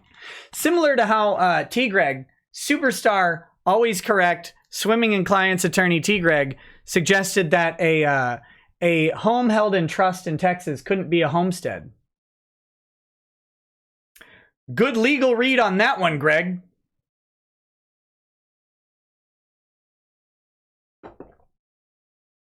Might I suggest you Google, let's see, homestead in a qualified trust, Texas statute. That would, if you just look up that statute, you'll find out that yes, a home can be homesteaded even if it's owned by a trust.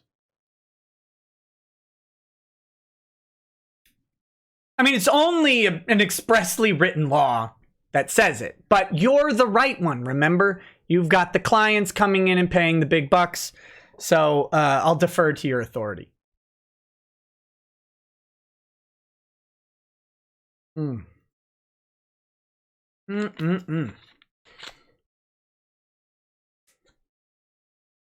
So there you go. Let's get here we go.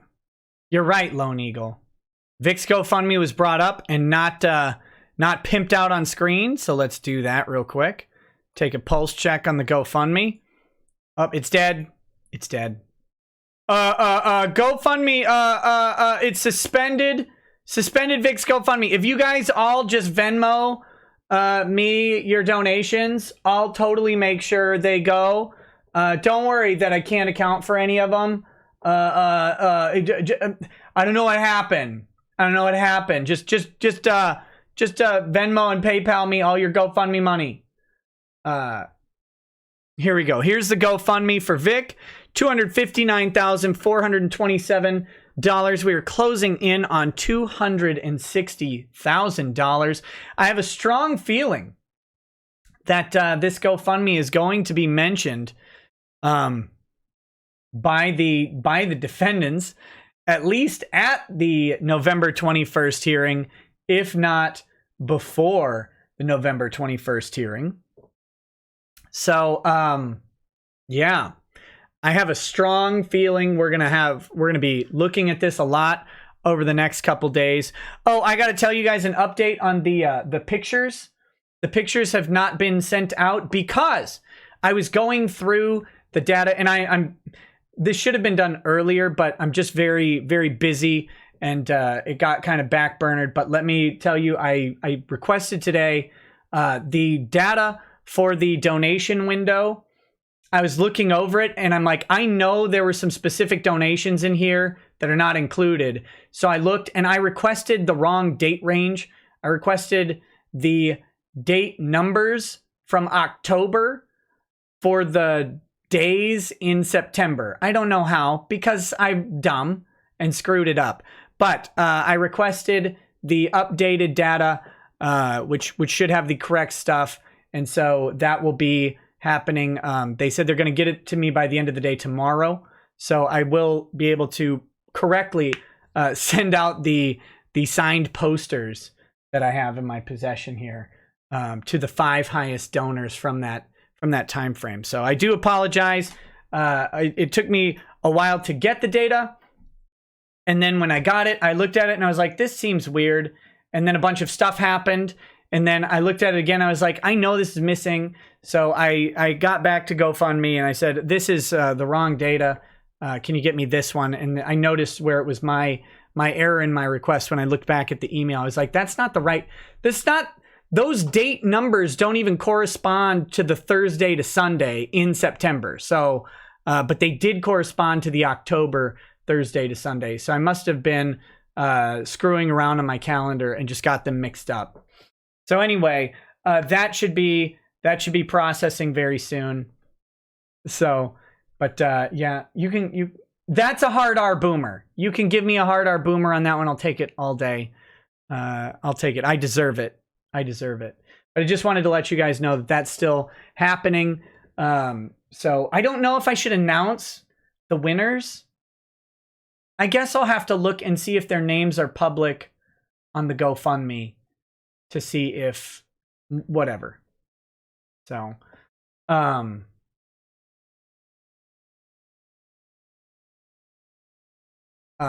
MJ, their goal is to connect me to Vic. That's what they really want to do. They want to connect me to Vic, because if what I have said were said by Vic, they say that would be evidence of bad faith. Unfortunately, Vic doesn't watch my show. Vic doesn't know what I say. And that's funnier to me. And Vic would probably disapprove of what I say. Heck, when they brought it up, when they used lines that I used at deposition, and they say, do you want to see these women ground into dust? Dust? Vic's like, no. Why? Like, look at the bewilderment on his face. That was my personal opinion, which I'm allowed to have and express at maximum volume.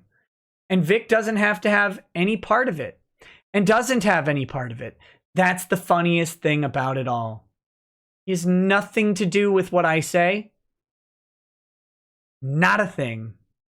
I get to say it all. And they don't get to impute my words onto Vic. They don't get to impute my words onto Ty. They don't get to do anything about that.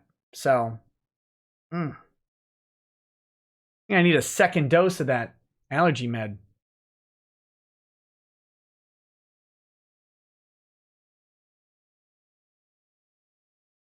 So anyway, it's, good times. But that's why on Lemoine's filing, I just redacted everything except my name, the GoFundMe name, and Kiwi Farms.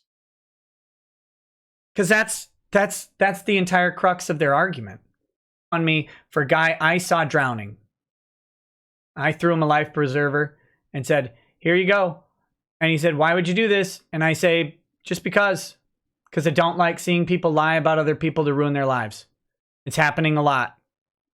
And a lot of people asked me to set this up. So here it is. I don't touch it. I don't have anything to do with it. I have contact with GoFundMe. If they have questions about it, they email me. I believe they can email Ty. That's it. Other than that, it's pretty simple. It's set up to, the money can't go to me at all. It goes straight into the IOLTA account. And even if I tried to redirect it to me, they wouldn't let me. It's a third-party GoFundMe. They'd go, whoa, wait a minute. You didn't set this up on behalf of you. Nope, I didn't. I can't direct it to me. I can't even change it to me. So despite some popular theory out there, all of this is pretty simple, really. People do it on GoFundMe all the time. But that being said, it drives them nuts. It's like I mentioned before, every dollar in that GoFundMe reminds them that their clients aren't paying or they don't have clients.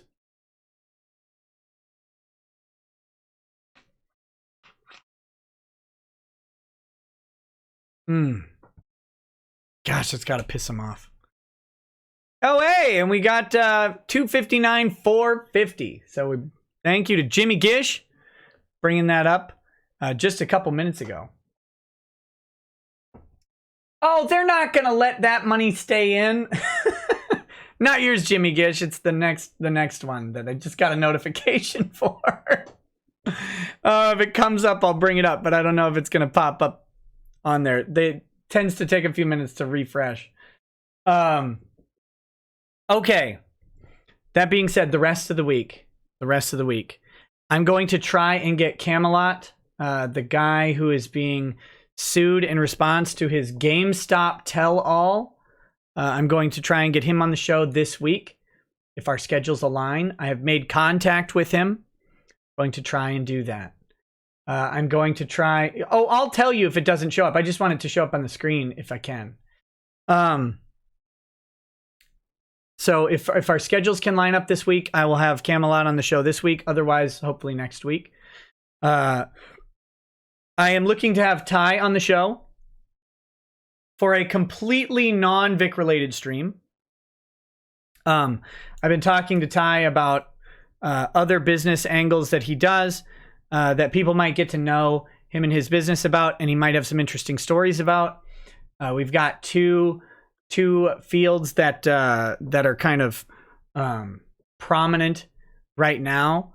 And heck, he may be able to help with the coverage of that Chapter 13 case, because one of his fields of expertise is asset protection. So we may do an asset protection stream that would be talking about how to protect yourself without a prenup, for example, to safely engage in Congress with the fairer sex without a prenuptial agreement. Because that's really a difficult thing to do, to get your significant other to sign a prenup at your prompting, not at her prompting. It may even be difficult to get her to sign it at her own prompting. But there are ways to protect your assets, because I know there are people out there worried about that. So we might talk about asset protection in the marriage sense. We may talk about asset protection in the creditor sense. We may talk about asset protection in the judgment sense. It's they're all kind of interlinked and woven together, and how you protect assets is kind of varied. Ty is an expert in asset protection. He I believe he represents one of the largest, if not the largest, debt collection firms in Texas as their counsel. So he knows a little bit about that field. So we may talk about that. The other one would be mergers and acquisitions. Ty frequently engages in the acquisition of companies in 8 and 9 figure deals. So there's that whole thing. Estate planning would probably also be included in that whole whatchamacallit, asset protection stream. So that would be involved as well. How do wealthy individuals actually protect assets and minimize taxes and stuff? I find that stuff pretty fascinating, and the ways that you do it kind of change all the time. And it's neat to have an insight into how money works for people of very, very high net worth.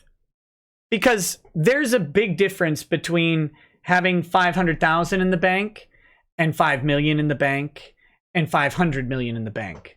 Like those levels are drastically different. And you may know millionaires, and chances are, if you know a millionaire, unless they've talked to you about it, you probably don't know that they are a millionaire. Because being just a decently high income earner and being a millionaire, there's not a ton of difference. Unless they're a millionaire earner, you're earning 7 figures a year, that's different. But I'm talking about someone whose net worth is, $3-4 million, like some of the VAs, right? Some of the VAs are alleged to have net worths around $4 to $8 million, something like that, according to the random website that doesn't know anything about people. Like you might not know that these people are millionaires if you met them. You know that they make a good amount of money or have a decent chunk of money, but millions of dollars might not be readily apparent. But if someone has 50 million, 500 million, orders of magnitude more money, everything changes. There's a spot. I say the 100 million mark is a spot where people's lives are just vastly, vastly different than the rest of society. And I mean vastly different. And so stuff opens up to those types of people that's not available to normal human beings. Things that help them increase and preserve their money and increase their money and stuff like that. So I think it's that type of stuff is always wildly interesting to me. It's a window into things that most people don't see. So I love learning about it. Ty deals with a lot of people in that range and knows about a lot of those types of options. So that would be the asset protection stream, also the acquisition stream. How do these big business deals occur? What goes into them? What kind of planning do you have to do to make sure to prematurely fight back against things that go wrong? What bad things have happened from acquisitions that he's seen and stuff like that. All very, very interesting stuff to me. So hopefully you'll find that interesting as well. Other shows, I'm trying to think. I need to do another gun show at some point. I really want to connect with either Cody Wilson or Defense Distributed.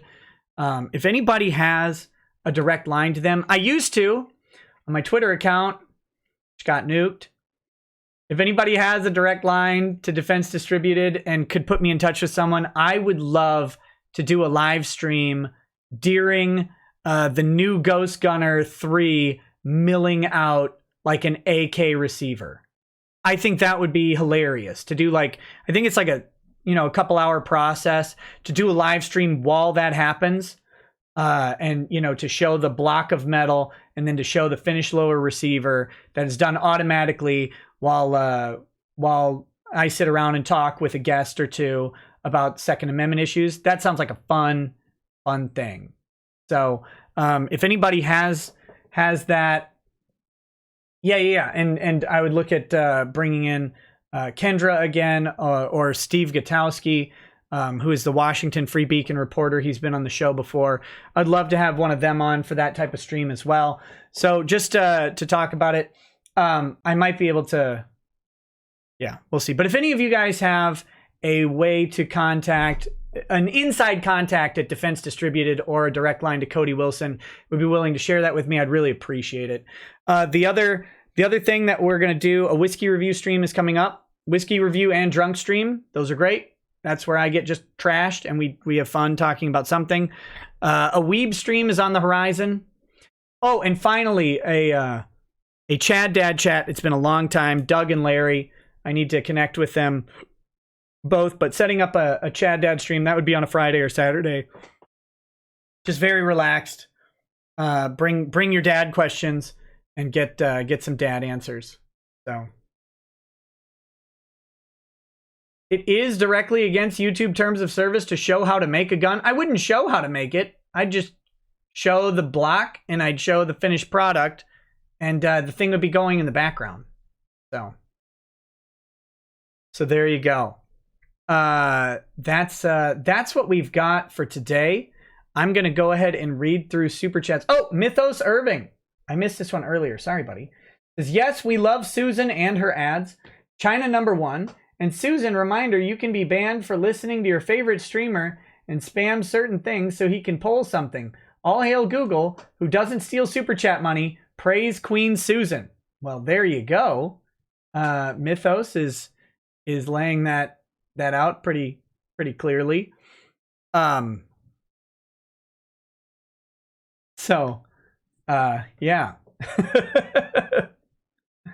You're gonna pay Medicare, Susan.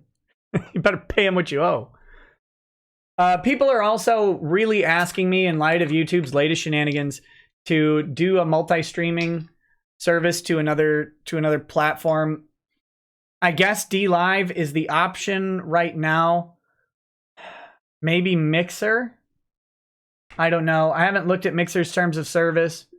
And I don't know if they allow multi-streaming, but DLive is a possibility, although I've got some issues with DLive right now. So I'm not sure if they're the right fit or not.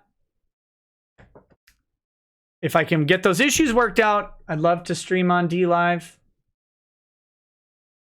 But I'm not going to go begging for a bunch of stuff.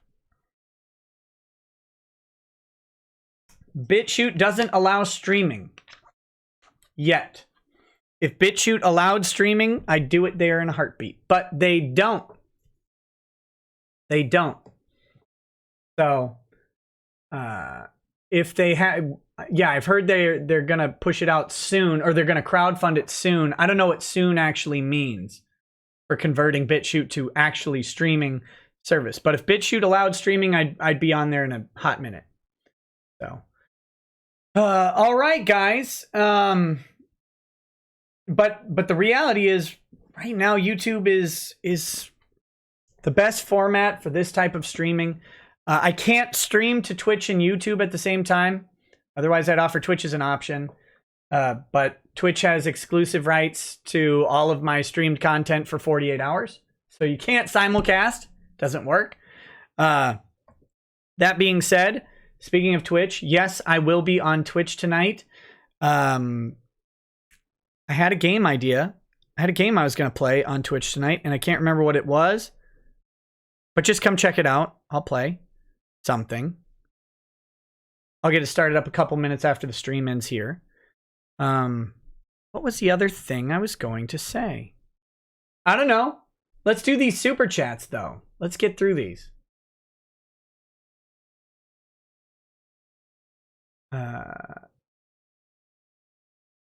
Stream live on Pornhub Premium. Oh no. Andrew War Snowboard says Lemoine knows that all good con sluts need con pimps. Mario Carter 13 says Lemon Explorers taking the D live on camera. Lemon Emperors taking the D live on camera. Josh Moe says WD-40 money for the vault door. It drives me nuts, dude. Yeah, I know. I need to do that. I'm just so lazy. Oh, Mythos Irving says, no, I love Susan. I would be like Bunty King Cuck and drink her period blood. Don't ban me, Susan, please. Oh, God. Ugh, that was filthy. Ugh. Okay, PG and White Knight says, it's free. Take my non-money. Hey, thanks. Chimera says, any update on the Mark Wade lawsuit? No. I'm watching. Today was a bank and court holiday. It's Veterans Day. So, oh, by the way, happy Veterans Day to any veterans out there. I will, here, in honor of veterans, I will have a second military special. So there was no filing today in Meyer versus Wade. But I do check it every day or two to see if there is finally an update. We're just waiting for the judge to issue, well, the magistrate to issue his recommendation on jurisdiction, which I think he's going to find jurisdiction on both counts, but I don't know. We'll find out. But no update yet. So, to vets.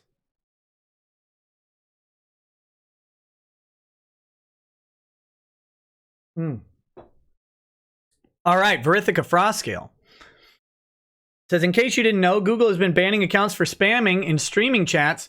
YouTube is still looking into the cause.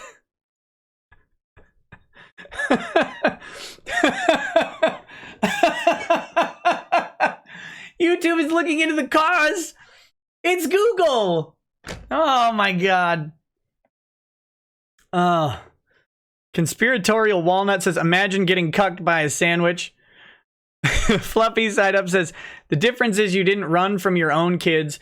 Greg's got 99 problems and a son ain't one. You also own up to your flaws. I do. Like, I'm really bad with tech.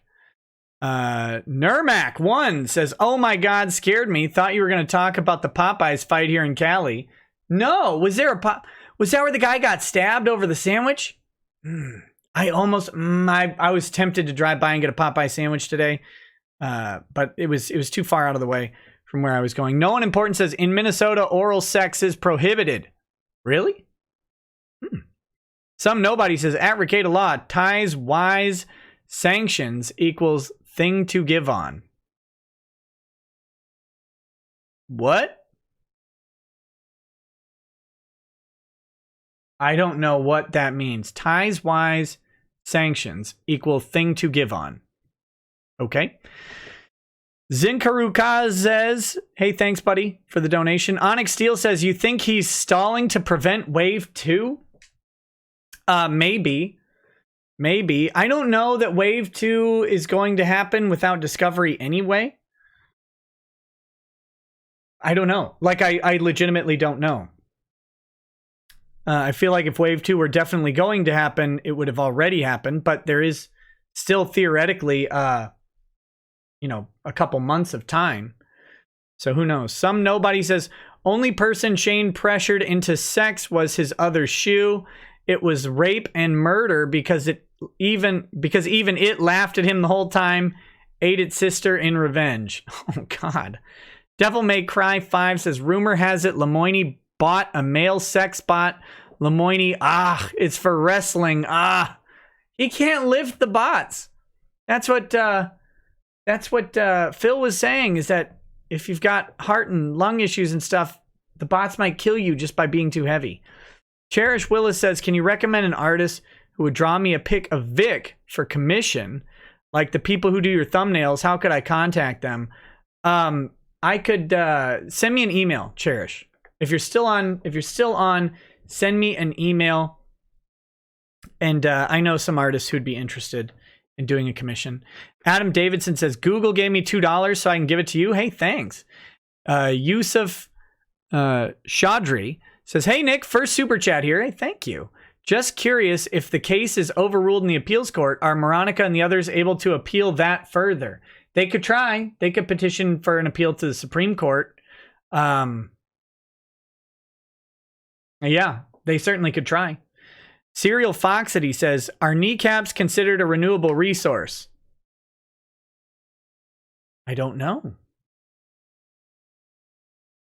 Did you take an arrow to one?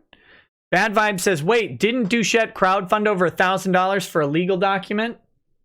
Yes. Some nobody says, hi, I'm Nick Rekieta and I always use AdBlock Plus. No! It's a cakewalk says, what is Lemon Wheezy working pro bono because Monica and Ron can't pay? I don't know. Nick O just sent a vomit face. Bad Vibe says, I think Doucette needs to move to Oregon or other states with bottle deposit and pick soda bottles at 10 cents each. Senpai's Home says, Juice World equals best rapper. Fluffy Side Up says, do you count the mosquito doll as a business expense? Well, listen, we're not going to talk about the mosquito doll. Judex Morano says, RekietaCon when? Lonesome One says, I don't know. That takes a lot. Lonesome One says, what are the chances of Doucette accepting an invitation to your show if you offered to start a GoFundMe with your fans to get on? No, he's not welcome on the show. He's not.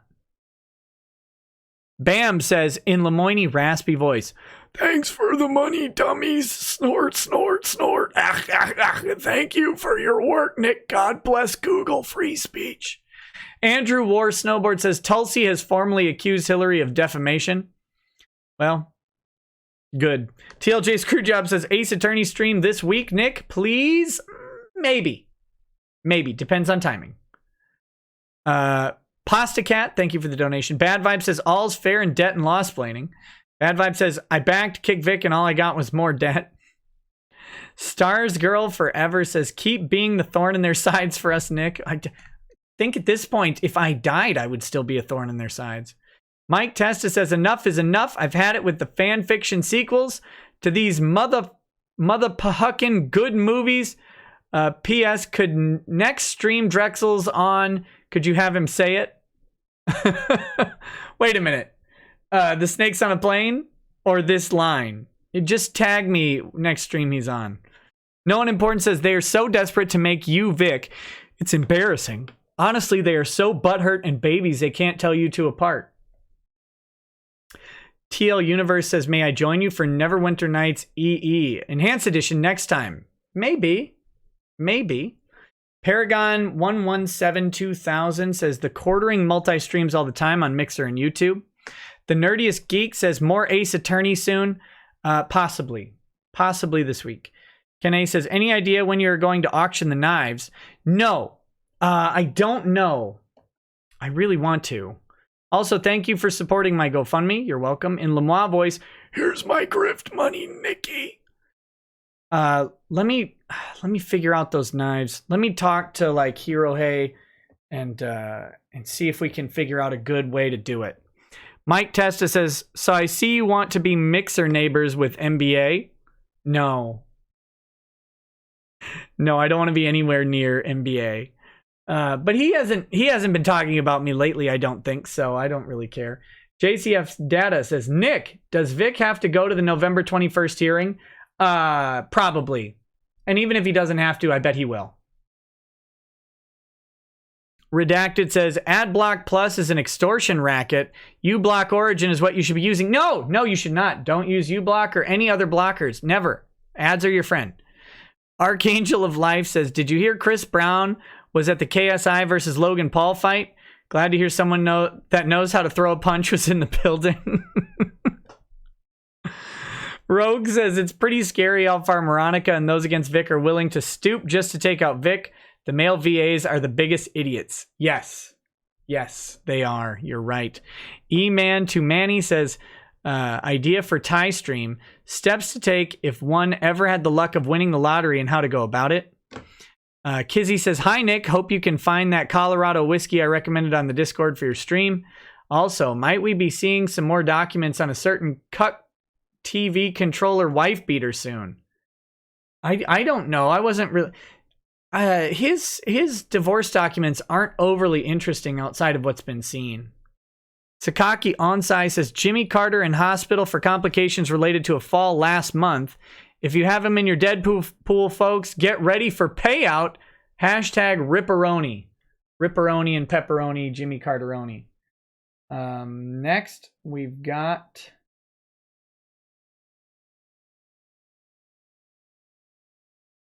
TLJ Screwjob says, hey, Nick, so I'm currently watching G.I. Jews, a documentary about American Jews fighting in World War II.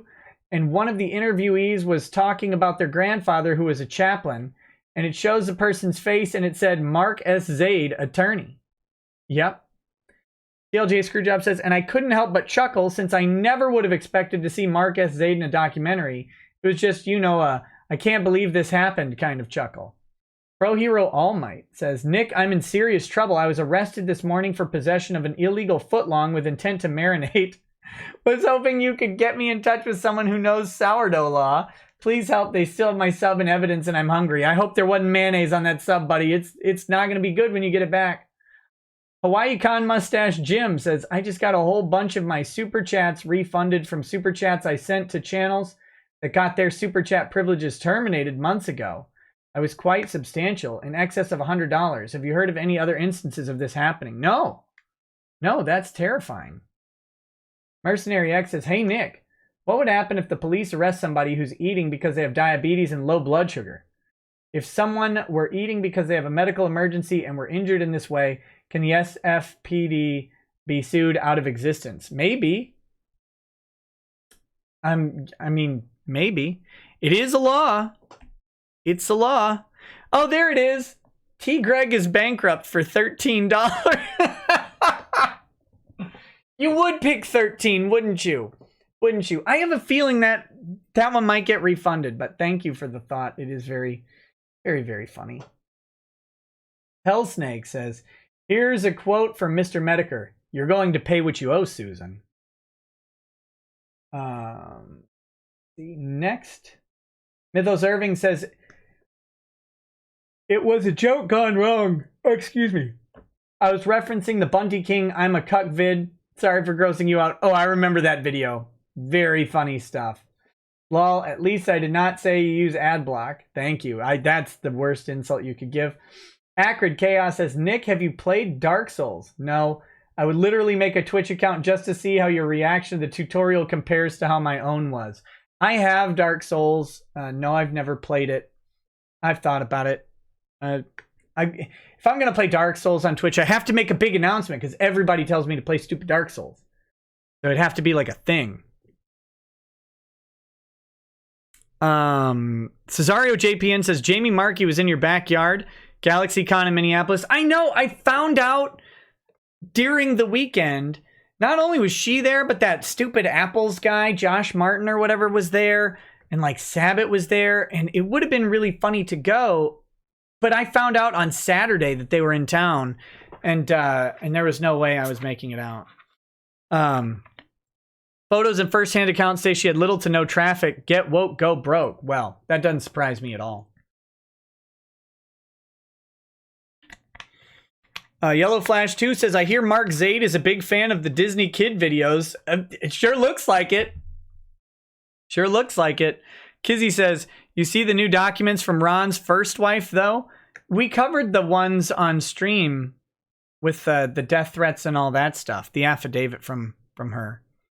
Mike Testa says, Ooga booga, lady voice actor in trouble. Me, Sean, fight for her. Me, not beta. Me, best. Only Goku there is. Oh my gosh.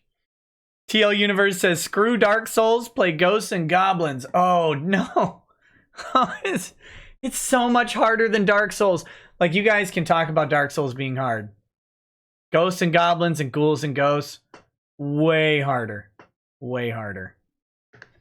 All right, guys. All right. Well, thank you for joining me this evening. I really appreciate it. Please stay tuned for the show tomorrow. Show announcement. Got this little mask on. That's weird. Felipe Move says, Dear Google, I, Nick Rekieta, use ad blocker every day in my Firefox browser that is in fact my favorite. I hate that piece of crap Chrome. No! Why would you do this? Why would you say that? I'm playing the outro. Can't stop me.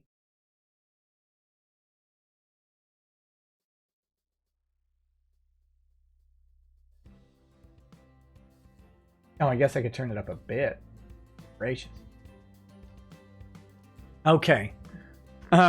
D-Man Dog 56 says, have you heard of Battlefield Friends? Show in legal limbo since Machinima died. Nope. Never heard of it. Kizzy says the stream was about the second wife. New docs about the first. Like, how new are these things? Because I'm not talking about the universal remote. I'm talking about the other stuff where like he threatened to beat up his first wife's new husband at a baseball game and all that stuff. Nyan says, did you know G&G had more than one stage? What's G&G? Oh, Ghouls and Ghosts. Or Ghosts and Goblins. No. Nope. I refuse to believe that. And then Mike Testa says, NBA as the Penguin for Batman Returns reboot. The woke version, I'm guessing. All right, guys. All right. I'll see you over on Twitch. Come join up on Twitch. Follow me over there. We're on the quest to surpass Maddox in followers. I think we're within 1,000 now. So we're in striking distance of having more Twitch followers than Maddox. And as a Twitch partner, there's more Twitch content coming that is unrelated to the lawsuit content. Just pure media entertainment type stuff. Video gaming, movie reviews, stuff like that will be over on Twitch. So there'll be different content there than here. That's what I'm saying. So feel free to come join me over there. Otherwise, thank you all for hanging out tonight. I really appreciate it. I will see you tomorrow. Mike Testa says, my kids as he shouts in the end. My kids as he shouts in the end scene. Okay. All right, guys. Have a good night. Peace. Peace.